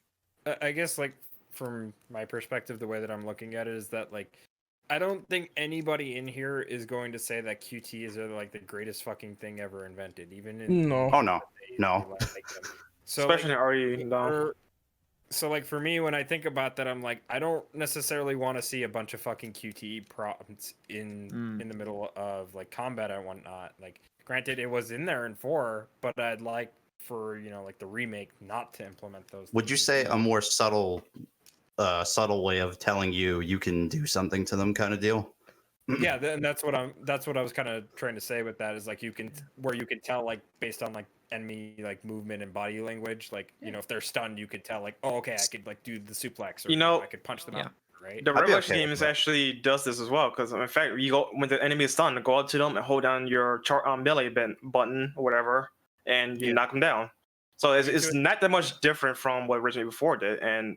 But my sense is that let us have those contextual stuff, but not the cutscene QTEs, because I forgot necessary. I forgot to bring this up because me and Dama talked about this as well before, like in past calls. Do you think Leon should do more knife stuff? Because you see him with Krauser, all of a sudden he's a god with the knife, but you don't see him do anything with the knife that's like technically skillful. There's that until the then. Salazar hand thing as well. Like chucking that. Yeah, he threw Good it. shout. I Very feel good like I should give him new melee options with the knife. I'm not saying he's got to be overpowered or anything, but I feel like he should have more utility because all he does is swipe with it in regular game. But in the I think- cutscenes, all of a sudden he's this technical expert. It's like that's really jarring. I think what I can see is them incorporating to some sort of like like a sort of not a melee style, but like if you want to get Leon kind of like available, perhaps doing more of a melee focus, like available to him, incorporating the knife along with that somehow, or something along the lines. Like there's ways it can be definitely worked in. I think it should be definitely. Yeah. They should implement like stealth takedowns with the knife. No. That'd be cool, but You want I this to be also the evil within, basically. I don't know. It's weird because with the game, with the way how the game is made, it's really hard to sneak up on Ganados. Like sometimes Exactly. you can do it. It's basically impossible. Like The village is like the only time where they're not really even after you either. So Yeah. it's You semi. can choose stealth. your entrance point. Yeah, you can choose your entrance point. But once that happens, like they kind of always know generally where you are, and it's just a war. So At the very minimum, expand, because at the beginning all you do is kick, right? So like beyond the kick, give him a few knife moves, like as a melee move. I don't know, something to spice it up. Yeah. You know, matter of fact, actually, I'm surprised none of you guys even talked about RE5 because RE5, when it's Sheva. contextual stuff, they do different things. Like Shovel uses her knife, Chris stomps the dudes in the head or whatever, right? Or breaks somebody's neck. That literally could be it for Leon. Tons of stuff in Mercs. Yeah, no, that's a good shit. Yeah. So like use the knife, but in like takedown moves, but also has like depending on obviously their health and whatever else. Or how they're stunned. That's one thing they should definitely carry from RE5 because I'm gonna say it outright. RE5 has better gameplay mechanics. It expanded on 4 greatly. Yeah, I don't think I can argue with that. I can't argue with that really. The ground takedowns have gotta happen. Like I definitely want to squish a stupid Plagas before it comes out. No, never mind that. Let me just break their neck because if you go behind them, no, seriously though, if you go behind, shoot the legs, go behind them, and execute them, the Plaga don't come out. Yeah. So that right there needs to stay. That needs to be stayed in RE4. that's I mean, like it makes sense. Like, come. I would definitely take from 5. It had more stuff than 4. It expanded. Why not just use that as a base? In my could opinion, even use 6 to some degree because 6 expands even further. the only thing I would not want from 6 is stamina. You can leave that to the draft. Yeah. No. I can live without Leon doing as much as I love the double gun stuff. Like I can live without him doing the cowboy shooting. Pew, pew, pew. He doesn't need the special gun moves. Nah. What about the parries from 6? Since we're talking QTs, how if you timed a melee attack against you, you could parry him. It would be I remember but- it being a thing. I remember not often making advantage of it, to be honest. But I remember it being a thing and occasionally getting lucky. I'm like, oh yeah, of course I can do It this. can and then be totally forgetting. clutch. All It right. can be. Or like getting like the special time you get like the you mean like the insta kills on enemies like catching, Like if their they arms if and they driving take a them. swing at you at the right time, you push the melee button, you can parry and just outright kill some of them. Yes, yeah, that sort of thing. Yeah, I think that'd be pretty cool. I think that would Alright. suit Leon very well. Like this kind of very sort of counterplay sort of a style that he does a lot of the time. Okay, it depends on how are they going to approach like a potential RE4 remake. Is it going to be slightly leaning more towards survival horror, or it's going to be straight up action again? Because we keep wanting all these like this heavy action stuff though, but would it go against the core theme of what it will go for?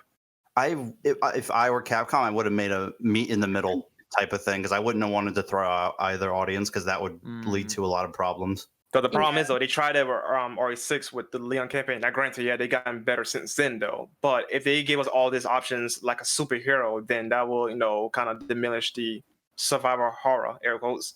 Depends if that's what they want to do. I mean, it's the problem. There are different tastes they could take this. It depends what style they want to go for, and that's going to dictate a lot of their choices, I suspect. It's really hard because how famous RE4 is and how much people love the game to pieces. Like I don't know if they're going to play it safe and just do it not a 1-for-1, but keep most of the mechanics intact with new ones in there.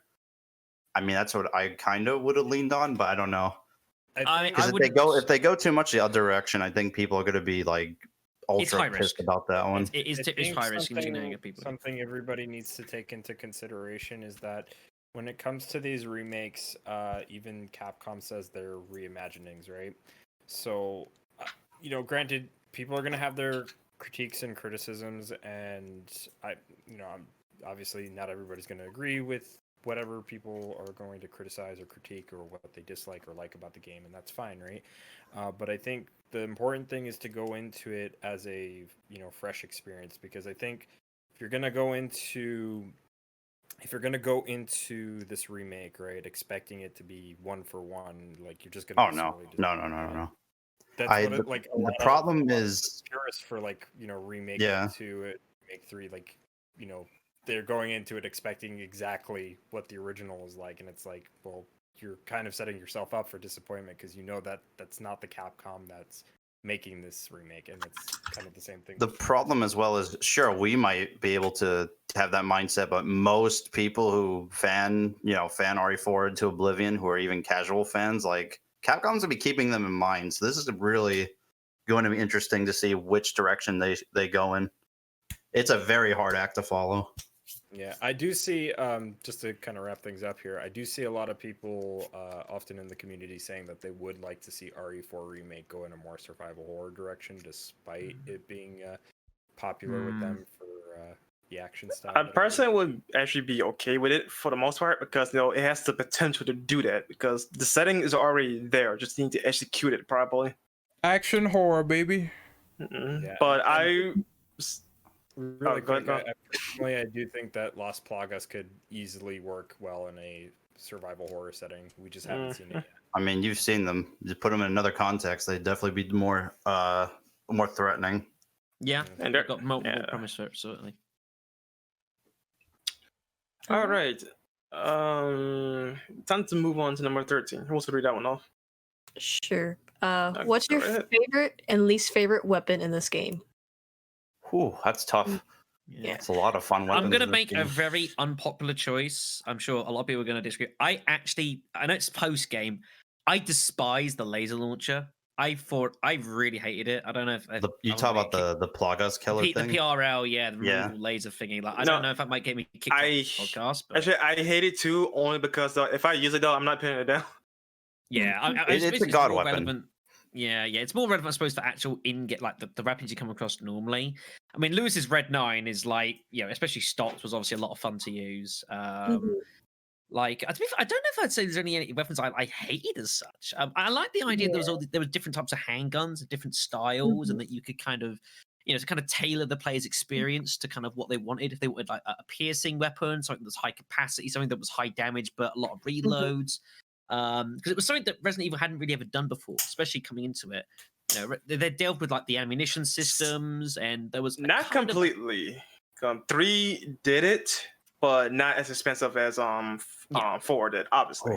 No, he had obviously the stand handgun, and he had like the STI, which you could get hold of, and he had like the handgun ammo. But it was the first real foray into that sort of type of that sort of game mechanic, and it was very nice to have the option. I was always a Blacktail person. I know quite a few people like using the Matilda, for example. That Matilda is honestly a trash weapon because it burns ammo so quickly, and the damage on it is actually ass. So you're better off using like the Punisher or the Red 9 or I was Blacktail standard. for a while. Then I moved on to the Red 9, mainly with the stock was kind of my stock. But for a while, I was using the Blacktail a fair amount. The only gun I never bothered to go through the whole game with is the Silver Ghost, aka his starting handgun, which is actually pretty damn good. I never knew how that was actually decent. Apparently, it is very good. The problem is, it's so inaccurate. Is the problem? It's a pain in the ass at any kind of range. I mean, again, I've got a base handgun run this game, and I kind of didn't like his handgun anyway, so I'm gonna have to learn to like it or just. It's like a 5 times crit, something like that. Yeah, it's a gun that's only good if you upgrade it. If you don't do that on a run, then you're not gonna have a good time with that gun. Worst gun. This is easy. The first sniper bolt rifle. It's an absolute piece of shit. Do not waste time with it. Yeah, I suppose it's good shit. I've forgotten about. So that. Once you get the PSG, it's not even. So I have another hot take on that. I think go ahead, that Ren. Let's hear it. Yeah, let's go. that gun is actually good in the beginning section if you know how to use No, the it. fuck is not. It You don't is. need It is because once again, here's the thing: you don't have access to the semi-auto rifle, not yet. Once you get that, it just stomps. But since that's the only gun you have, and I tested this while fighting the Ganado on the gondolas, I thought that it was pretty accurate. But the thing is just the reloading. Once you get to the castle, it's all easy sailing from there because you can get the semi-auto no problem. I don't know. Like you really don't need it. Yeah. Yeah, like you're not in situations where you actually really need it. Like that's There's the a few problem I have with it. specifics. Like the water room is like one where you can justify it. There aren't many other areas where you could justify using it. I mean, You can handgun the Ganado on the gondolas, but I just found that to be a little bit harder, so to speak, with the base handgun because that's the one that I had and I didn't have the Red 9 yet. So I said, fuck it, let me just snipe everybody, and it worked officially for me. If you've got Red 9 with the stock, it's almost like a mini sniper because it's very, very stable and it's a huge power per shot. So you can kind of almost surrogate it for a sniper. I'm the heathen that did my professional run with the Punisher and said fuck Red 9 because I was like, I've used this gun enough. I want to do something else. I never mess with the Punisher. I'm trying to think. It's been a long time I did my professional run of it. I think I still professionaled it with the Blacktail. I think I might have used the Punisher though. What is I don't know what the quirk is to the Blacktail. I know the Punisher shoots through shields, for example. Yeah, the Punisher can pierce. The thing with the Blacktail is it was just super accurate, and I just really enjoyed that, and it was easy to handle. I just found it really responsive. You don't need a Punisher because you have a sniper rifle that already pierces through shield. So like that's your better option because it already one-shot kills in the head anyway. So you're pretty much wasting your time using the Punisher by comparison to not just using the sniper rifle. I will say, I think a better example of the bolt action is like I like Resident Evil 5 had the bolt action early, and I really loved the bolt action in RE5. I used it all the time. Like I just found it was so much easier using RE4s. So like it can definitely be made to work. But RE4s was like it was kind of clumsy at times. Which one is the free gun that they give you for smashing the medallions? It's the Blacktail. Blacktail is the free. Yeah, that was the Blacktail. They also give you a free upgrade. Oh, yes. Okay. It's not the Blacktail, it's the Punisher. No. Punisher? Oh, okay. Oh, yeah, it was the Punisher. It was the Punisher. Yeah. The Blacktail you can buy once you go into the castle, I think. Yeah, when you shoot down the medallions, you can get the Punisher for free, and if you shoot down all, I think it's you get an upgraded one. You get the free upgrade for it. Which, by the way, if you already have a Punisher, you can get a second one for free that way, and then sell the second one for extra cash. Yeah, and it's decent money too at that part of the game. It's very decent money. I'm surprised, like, because my first run of RE4, I stuck with the standard handgun from start to finish, and I maxed it out, and it's actually not a bad handgun per se, just that definitely get a lot better. And as far as like the bolt action sniper rifle goes, I did this one thing with RE4 one time where I did play through the game with just the standard like first area guns that you get, right, where you can buy from the merchant, right? Just to see how good they would be in late game with like later upgrades and whatnot. And let's just say having to deal with the regenerator using the bolt action rifle with the thermal scope is a very different experience. Yeah, I've tried that. I tried that as well, and that was fascinating trying to do that. Yeah. I'm pretty sure his ass will just keep getting stunned though, even though you have the reloading crap going on. But you know what? Did anybody use the mine thrower? I feel like I'm the only one that forgets. I never touched that thing. I tried it a little bit and just found it just not really particularly too. It's not that useful. Yeah, I was gonna say I always feel like it's the weapon everybody forgets exists. It's not as good as RE3. Let's put it that way. Y'all sleeping on the mine thrower. I knew Dom is the same man. It's like the TMP is God. Then I use him like, oh, it is God. Sleeping on that mine thrower.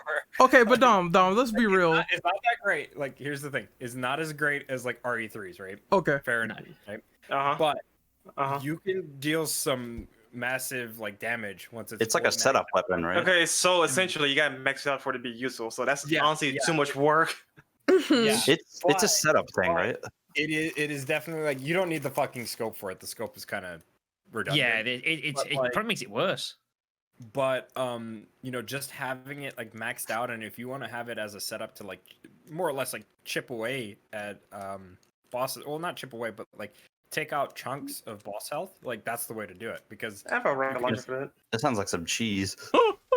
You know, that's the design of it. Maxed out, it has like 8 rounds total as opposed to 3 or some shit like that, and it's like and the fire rate is a little bit faster too, so it's like you can deal some pretty serious damage with it, especially against Saddler. From what I found out, a lot of people actually recommend using it on Saddler for his. I could see it being useful for like tougher rooms, like the water room, for example. I could see you setting up with that. You could probably set it up to cover your back while you use the lever. Yeah, that'd be a good thing. Yeah, especially in some of those levels when you have to use any of like the levers that are like that. Using that would be pretty solid, honestly. Yeah, there's definitely a situation place to use it, but you can easily get through the game without. Yeah. Oh yeah, for sure. It's definitely. It's a forgettable weapon, sadly. The semi-auto sniper which I could have sworn I heard somebody say it was a PSG, which I think it was Ren. No, I didn't say it was a variant. I think or I might have anything. said it in error. Yeah, I know it's. I do. it's actually a G36 variant. Although the PSG is an RE5, but Yes, Hold yeah, that's on, what I was top. thinking of RE5. Um, So but it is it's also one of those like great weapons you can get for mid to late game. Although it needs um, upgrading. I find like, you need to give it some upgrades. I think for the real late Yeah. game, much, but like I don't it's know, pretty like- decent. for the most part, when I play RE4 now, I try to avoid using the sniper rifles. I don't like them as much as I don't think RE5. I like them as much as like RE5's variation, or even like RE6. Oh, RE5 snipers are miles. They're better. gods. Yep. Mm-hmm. That's not even debate though, but that sniper rifle in general just a god tier weapon in Resident Evil 4. Hmm. So My only beef is that I hate how shaky you can get at distances, but yeah. Yeah. Oh, I got a good one. Which one do you prefer, the Riot Shotty or the Striker? Okay, I prefer the Riot because I've seen this very down the middle. Okay. So when I finally was able to buy the Riot on my first one, I had already maxed out my Striker. So I felt like I couldn't get to enjoy the Riot ones, but I did like the Striker all right. I don't know what the difference was between the Riot and the Striker though. I was an M10 for Mhm. or an M4, whatever the hell. Yeah, that's the Riot shotgun. Yeah. No, the Riot shotgun. That was once I saw that, I was like, "Yep, that's for me." Straight Striker just went in the side. Didn't Yeah, touch because it it's again. straight. Like, It shoots straight forward. Like it has like little spread, and it's like a monster at headshots and blown up shields, right? yeah. It Striker was. is It was like- just yeah. But it the didn't take much. Striker, Point blank machine. yeah, like the Striker is like it's a really damn good gun though. But I prefer the Riot because I can literally shoot whatever in front of me. Like it is a good crowd control thing to like get some dudes off you though. But I It just holds like prefer the other 100, one. right? Yeah, If when it's upgraded- maxed out, it holds 100. Yeah. The striker problem is it's not a very good boss weapon because of the way No. it kind of works. Unless you're like right in something's face, which you generally don't want to be. At least with the Yeah. Riot gun, you have some flexibility in like how you want to use it and where you want to use it. The Riot gun's kind of like almost the Striker's like almost like an emergency weapon, which is not really what it should be used. Or the Deadman glitch, which unfortunately Yeah, I was people gonna will say. go with that just because of the glitch. Which I was I gonna won't bring- lie though, it's handy. I was gonna bring that up too. I was like, the Ditman glitch is quite an advantage.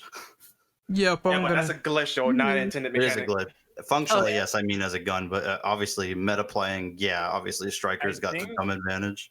I Hmm. think to make that gun better for like if they were to reintroduce it in the remake, right?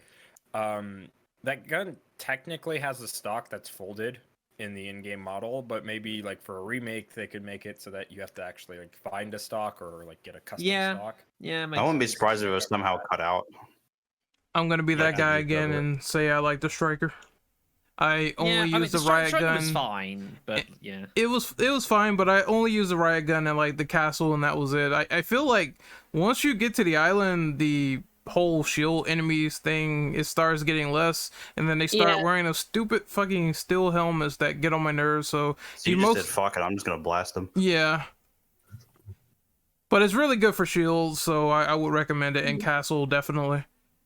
I suppose the one last question I'll throw out, I was going to say, is magnums, because of course then you had Broken Butterfly and then the Killer 7. Oh man.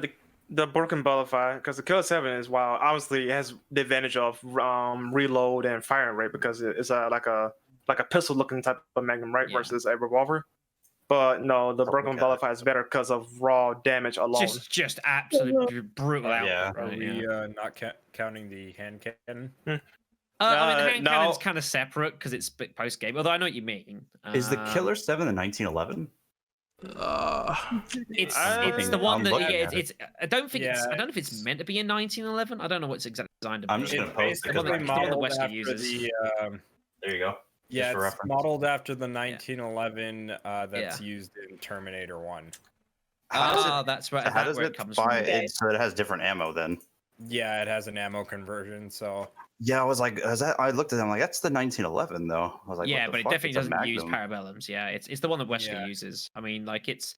I was Broken Butterfly as well. I was very curious to see if people use the Killer 7 more. Did anyone bring up the shit with the handgun with Wesker and the fact that he has a silencer and that's exclusive only to him?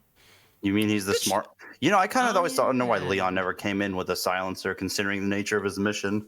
Because Leon is a loud man. It strikes me as something that perhaps they might have had in the game and then took it out perhaps as a late decision, thinking that perhaps they couldn't balance it well enough, perhaps. Or I think it's necessary because once you start making noise, consider the nature of the game though is rather pointless to have a silencer. Because as far as I'm concerned, it doesn't provide a big advantage by comparison to not having it. It's not. It's just like, you know, he wasn't even supposed to get caught in the first place, like when he first got there. Well, so the thing is though, he went into the village, started asking questions, so he kind of put himself in the spotlight. Oh, I know. I'm saying once that happened, yeah, then all bets are off. But the original intention was he's supposed to be out of there smooth, but obviously that doesn't happen. You know, it's funny for gameplay mechanics, and I know this is a little bit diverging, but I want to bring it up. For gameplay mechanics, they managed to make this work in RE2 Remake with Claire's SMG because you can go wild on that thing, and Mr. X doesn't hear shit. Exactly. Yeah, also the liquors as well. Like, yeah, they actually did a good job with that, but that works in the nature of that game, though. Yeah, that's true. They had to at least redesign some aspects of the game for you to take advantage of stealth, air quotes, gameplay. Yeah, because I was gonna ask. I know most people, they know it's so useless in RE4 that every time they pick Wesker for mercs, they go in the menu, take that shit off, and just use the handgun as is. Yeah, I mean, I did both. Like, I was kind of depending how I felt, but yeah. I don't think it like does anything special or does anything pertinent to like not alert enemies. It's just since they're already coming at you in mercs anyway, and they know where you are, it doesn't even matter. In the case of mercs, it's just for the castle. You know, it's kind of weird for RE4 mercs with Wesker is that he's using the same handgun as Leon instead of his samurai edge, because when you think about that too, you go into RE5, he's still using his samurai edge. Yep. So it's like, I wonder if maybe they were intending to give him that, or maybe they just thought that as a bit of an oversight and then to reintroduce that. It's a big history behind Silver Ghost, because if you see the RE5 trailer, the first one, Chris is also using it. Yeah, and technically it's not even a real gun. It's just based off of like 3 different gun models, and one of them happened to, I think, originally, or sorry, what am I saying? I think one of the gun models that it was inspired by was originally going to be in the game before they decided to just make a wholly new original gun that doesn't actually exist. Which, that's another thing too. I wonder if they're intending on like changing that to have a more realistic handgun for Leon this time. It doesn't have kendo on it, does it? It does. Yeah, it was designed by Kendo. Okay. That was the game. Yeah, I was trying to look at a nice model. Yeah, I think it was Kendo's. I think it was Kendo's brother. I think it was that designed it. Yes, something like that. I forget the exact. I left it. Kendo's brother designed it, but did Kendo make the gun into its final form, or was it all the brother? I did. I literally forgot Kendo had a brother. I was like, oh, I had to think of that for a second. I was like, oh yeah, now I remember. Joseph. Yeah, I remember. Yeah, Robert and Joseph. I remember. Yeah, because it comes. One last thing about weapons too. I really like how the Chicago typewriter in Resident Evil 4, depending on the costume you pick, it changes based on which costume you use. Whether it be like the traditional single stack mag. Well, I don't know if it's single stack, but it's a singular mag instead of the big ass drum mag with the foregrip on the front. And then if you take the mobster costume, it changes to that. I thought that was really cool. I think they should do like more like weapon skins like that too. All right. We're actually going to go ahead and move on to I'm about to say mission 14. I'm stupid. Question 14. Queen Chicken, did you win on the question? Yeah, she read the last one. No, I meant she just answered it. Like this one? Weapons. No. Oh, I didn't really answer it. Yeah. Yeah. Oops. Well, I guess my favorite guns to use were more like I like using the striker a lot, and because I didn't really use the other one. I use the Punisher, I believe, the Punisher pistol that could shoot through multiple enemies. Yep. Yeah, I like using both of those because they're a really good combination with you switching back and forth to them. Because when there's a lot of enemies, I'd switch to the shotgun, and then I would go to the Punisher when I really ran out of shotgun ammo. Usually, I want to say the first rifle you get was my least favorite of the guns. If I had to choose one, it was useful in points, I will say that, but it just was kind of annoying when I would get to a point where I needed ammo for the weapons I used, and then all I had was sniper ammo. So I would pull out the rifle and start using the rifle, and it would just get me murked instantly sometimes because there's too many enemies, and you can't really go from far away and shoot your enemies when they're like right on top of you. But yeah, All that's right. about it. Now I'll do the last question, Indian Dickwad. No, it's you. You're up. Indian dick. I am Indian. I have a long. Oh no, I'm not gonna go into that. So, Okay. Question number 14. So to close out this podcast, Resident Evil 4 was seen as the jumping point for the actiony era of RE. Give a brief summary on what you thought about this era before Resident Evil 7 went back to roots. So it's like Resident Evil 4, 5, and 6. Also the side games, because I can't forget about ORC and Umbrella Corps. All right, so they're About Revelations. Revelations was good. Yeah, that It wasn't down the middle what the genre was going for. yeah, Yeah. because I like it- two more. Yeah. because Revelations was like they had those elements in there, but there was also the creeping dread in some of the enemies, and they kept throwing like new enemy types and doing the whole skag dead thing with Revelations 1. So yeah, it definitely had a little bit more dread than RE4, but for the actiony era, I will say I thought RE4 and RE5 set up a good foundation of controls and setting up that scheme and everything. I don't think they were bad games, they just lacked the horror element, the survival horror focus, which is pretty much unanimous with the community that they missed that stuff, but they were still good games nonetheless, in my opinion.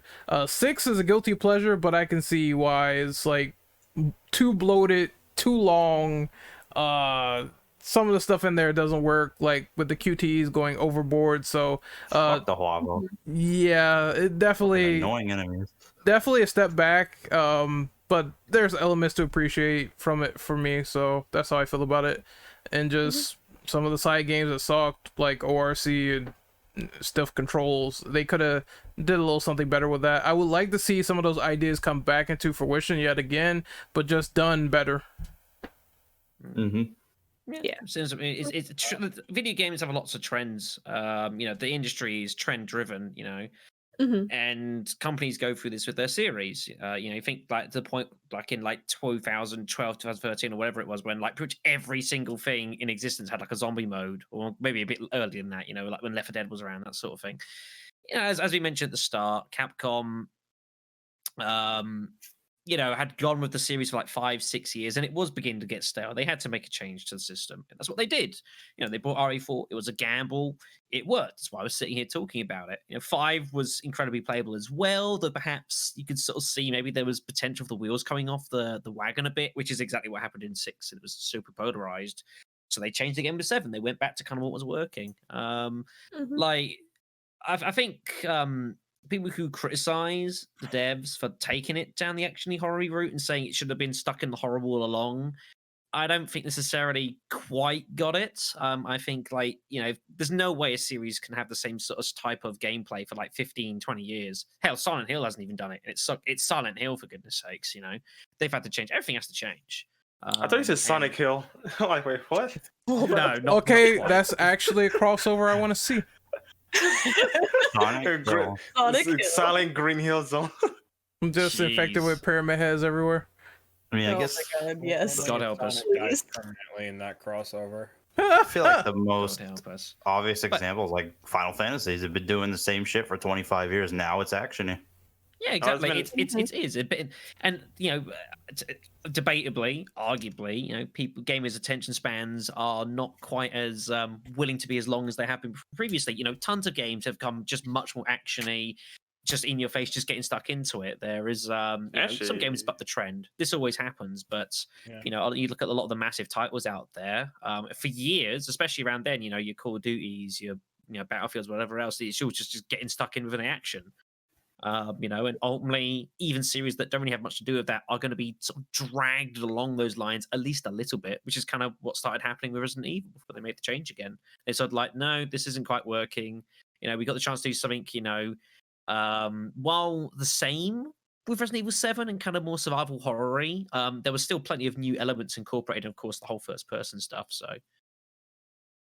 Yeah. I'm just gonna say really quick with this one. It's like, I guess for me, it's like, even though action-based RE has had its ups and downs for me, I feel like I may have partially taken it for granted, taking into consideration that I really don't like the new direction that they're taking the series with like 7 onward. The remakes I feel fine with because that's exactly what I wanted as far as like playstyle goes. But like for like 7 and onward, I'm not particularly fond of that. Yeah. It's not your because thing, you know. Yeah, Yeah, The and mileage may mostly- vary, which it does. Yeah, like from my perspective, it's mostly just because of this thing of like, well, everybody and their mother wanted to do a first-person Outlast or Amnesia or PT style game, and it's like it's more or less trend following. And you know, if people like it, that's fine. You know, obviously people are buying it, so you know it is what it is. I can just go play other things, right? So, yeah, I mean, for me, it's like, yeah.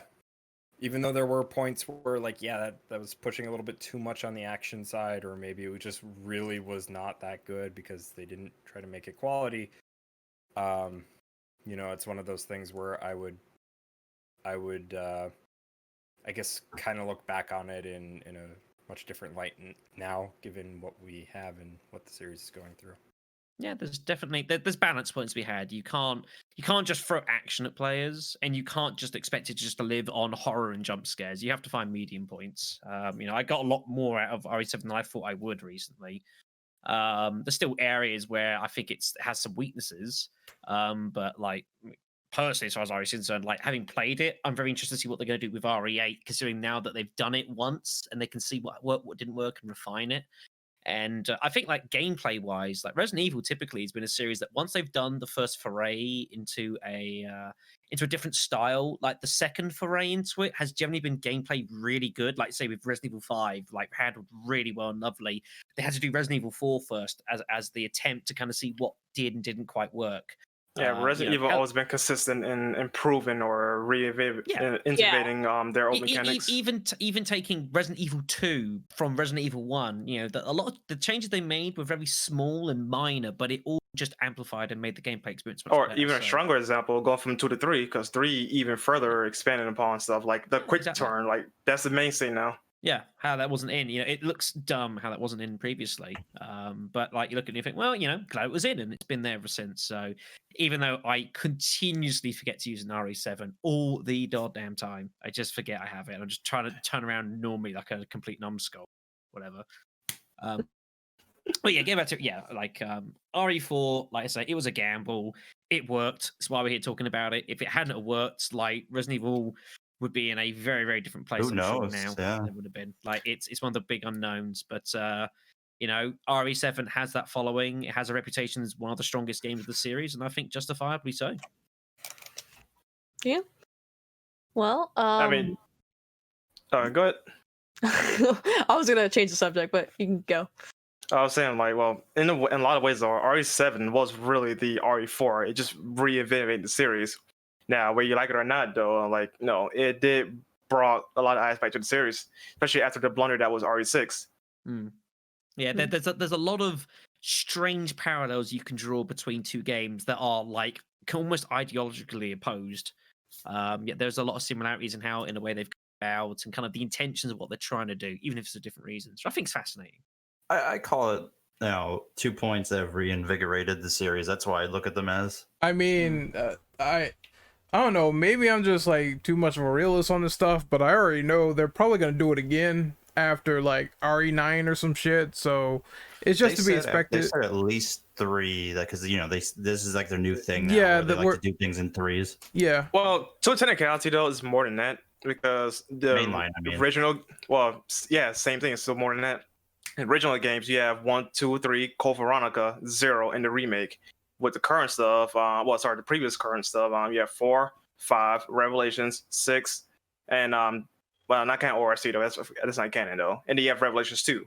Now you have first person. I'm saying strictly talking on the number, like main numbered. I'm saying, like if they go to 10, I don't think it's going to be first person anymore. No, that's not my point.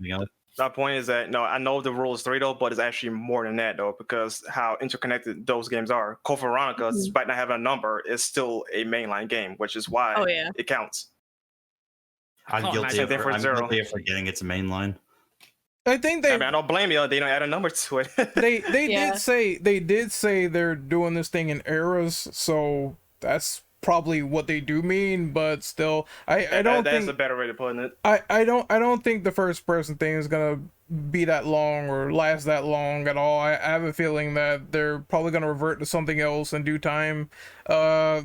It's I mean, probably that- just knee jerk because Capcom's like, if it doesn't work or if the sales are diminishing, then they'll press the reset button. Well, the writing is on the wall though, because I mean, look at Resident Evil 2 and 3. Like those games don't have a first-person mode at all. So like, it's clear that they're not going to stick with it long term, but it's going to be there for like the next maybe 2 games now. Because we feel have like- 8 coming out and then 9, whatever. I feel like over the shoulders now, like their remake slash we done goofed could go back to our safe style is that better. people Yeah, like. that's a safety net. They can just jump in that anytime. But at the same time though, like 7 is now the highest selling one though. So like they clearly can do it though, and RE8 is going to be like more action oriented with this first person style. So it's not going to be end be all with his perspective. It's very real. Depend on how they do it. Yep. Yeah. Or just experiment with more side games. I mean, that's like a safety net within a safety net. Like, if they know something doesn't work, they don't have to do it mainline. They could just do a Look side at game. Umbrella Corps. Oh, I mean, that's a different experience altogether. I'm looking at a tombstone. Consider Weird. as well, something else to consider as well is that Capcom is very privy to how people receive their games as opposed to how they sell. And I say that because when they were talking about, I believe it was talking about Resident Evil, they said like they would rather receive a low-scored game, or I'm sorry, not low-scored. They would rather receive a game that was reviewed highly well but didn't sell as well than to receive a very highly sold game that was reviewed poorly. And I think that's mostly in reflection to like RE6. RE6. Yeah. It's sold Yeah. a lot, over the time that it's been released and re-released, right? But it's a game that people either really like it or really hate it. Well, in defense of RE6 though, it was coming off the coattails of RE5, so that Right. didn't help either. Where unlike 7, it's literally just a start of a dare I say new beginning. So gradually it did become what it is now. Well, and Yeah. even that with like RE7, from my understanding, it's like there is even the people that do like it aren't too fond of some of the story decisions that they made with that game and didn't really like everything that they did with that game, which I was kind of surprised by because most of what I had seen when that game was coming out was people giving it 9s and 10s and acting like it was a flawless game. But They do that with that's every the game point. now, to be fair. Yeah, so as far as like that goes, I guess like having that all taken into consideration, we could see them go into a completely different direction again, for better or for worse. So it's just a wait and see type of deal. It's Capcom logic to me. It is not consistent. I do keep making the joke though that by Resident Evil 10, I can't wait to play Resident Evil the RPG because if we could just keep getting genre changes, I'm not. I mean RE10. I'm sure Chris is he's gonna be the main lead, like in his mid-60s, waving his senior citizen's badge and just Exactly, yeah. It's like, and it'd be like, this Resident Evil. what the hell? closest thing to a Resident Evil RPG would actually be the Revelations games because how much doohickey you could do in those games by comparison to the Yeah, mainline. it's a good shout. I mean, especially for Rev 2. Yeah, it's not bad. It's about as close as The it two already, they already kind of forayed on that. It's not Yeah. bad shout. Yeah. yeah, but I mean, it's Capcom logic. I mean, RE7 was also getting 7s from what I remember and 8s. That's the general medium I saw. And then for sales, they have measured franchises on sales before. Like, you know how many times they have said, like, oh, I don't know about doing a sequel to DMC or some shit like that. We gotta wait and see how these remasters do, or logic like that. So it's weird. I think they're in a different place now where they can have more creative freedom, but the problem is once again just the content. So, and the replay value, which is what they need to work on. I think once they do that, everything will be flawless. Like, I wouldn't have any problems with their games.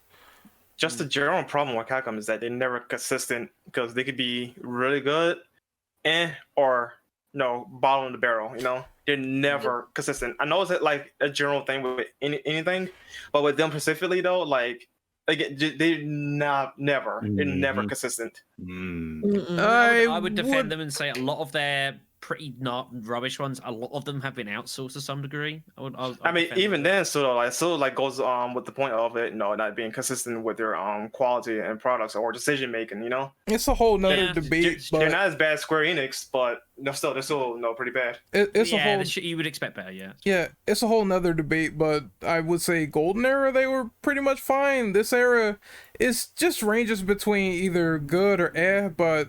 I don't know. It's better than last era. It's better than the last one. Like, about the 2010s of Capcom. The 2010s PS3 era, that was just... If you want to talk inconsistent, that's the point you want to go to. That's it. The dark age of Capcom. The depression arc of Capcom. Mega Man didn't have a game for like 10 years. Dude, that was literally the depression arc. I thought Capcom had forever killed Devil May Cry. They came out with a lot of shit after shit too. Like they had such a streak of garbage happening. It will be a chapter in a book one day if it isn't already. It's just the outsourcing. The weird thing is too is that between that we had games like Revelations where like they would put out something that's actually not that bad or actually really good, and they would try to put it on like platforms that like maybe there would be a small player base, but it's like to the DS. What are you fucking doing? Like put it out to the masses. 2012 was that weird year because they released 3 games and 2 of the 3 was Yeah. Now in hindsight, one was better than the other, obviously, but still, that was not a good year for Capcom. ORC and what RE6 and Revelations. Yeah. And Revelations 1 all came out in the same year. That's insane, dude. And then surprisingly enough, I don't know when Mercenaries 3D came out, but came out a year before, I believe, or 2 years before. Yeah, it was before Japan, and then like in 2013 in the West for digital markets or something like that. But yeah, that was like another game where it wasn't that bad, but like they didn't do anything with it outside of the 3DS release, and it's like, it's a shame. It was a missed opportunity. Like yeah, it came out in 2011. 2011, yeah. 2011, okay. Yeah. But that being said, though, we should probably get wrapping up soon because holy shit, we've been here for 3 hours. Yep. While it is national lockdown, I've got nowhere else better to be. This is what happens when we diverge and go long, and that was a good discussion. It's Resident Evil. It's RE4. Like literally, there's a lot of things to talk about. Especially, I expected this to take a while. Especially RE4 has so much rich history. Yep. Yeah. So let's do outros. Yeah, BioDevil Slog. Go outro yourself, please. Follow up with that. You called me BioDevil Sloth. That's because he did call you that. Why? BioDevil Sloth. Let's go. That's better. That's an improvement. Yeah, you guys can find me as BioDevil_Dom on YouTube, Twitter, and Twitch. I need to get back to streaming Persona 3, and I'm also trying to work on a bunch of Resident Evil scripts and stuff. So, yeah. All right, Black Shadow. Yeah, you can find me YouTube.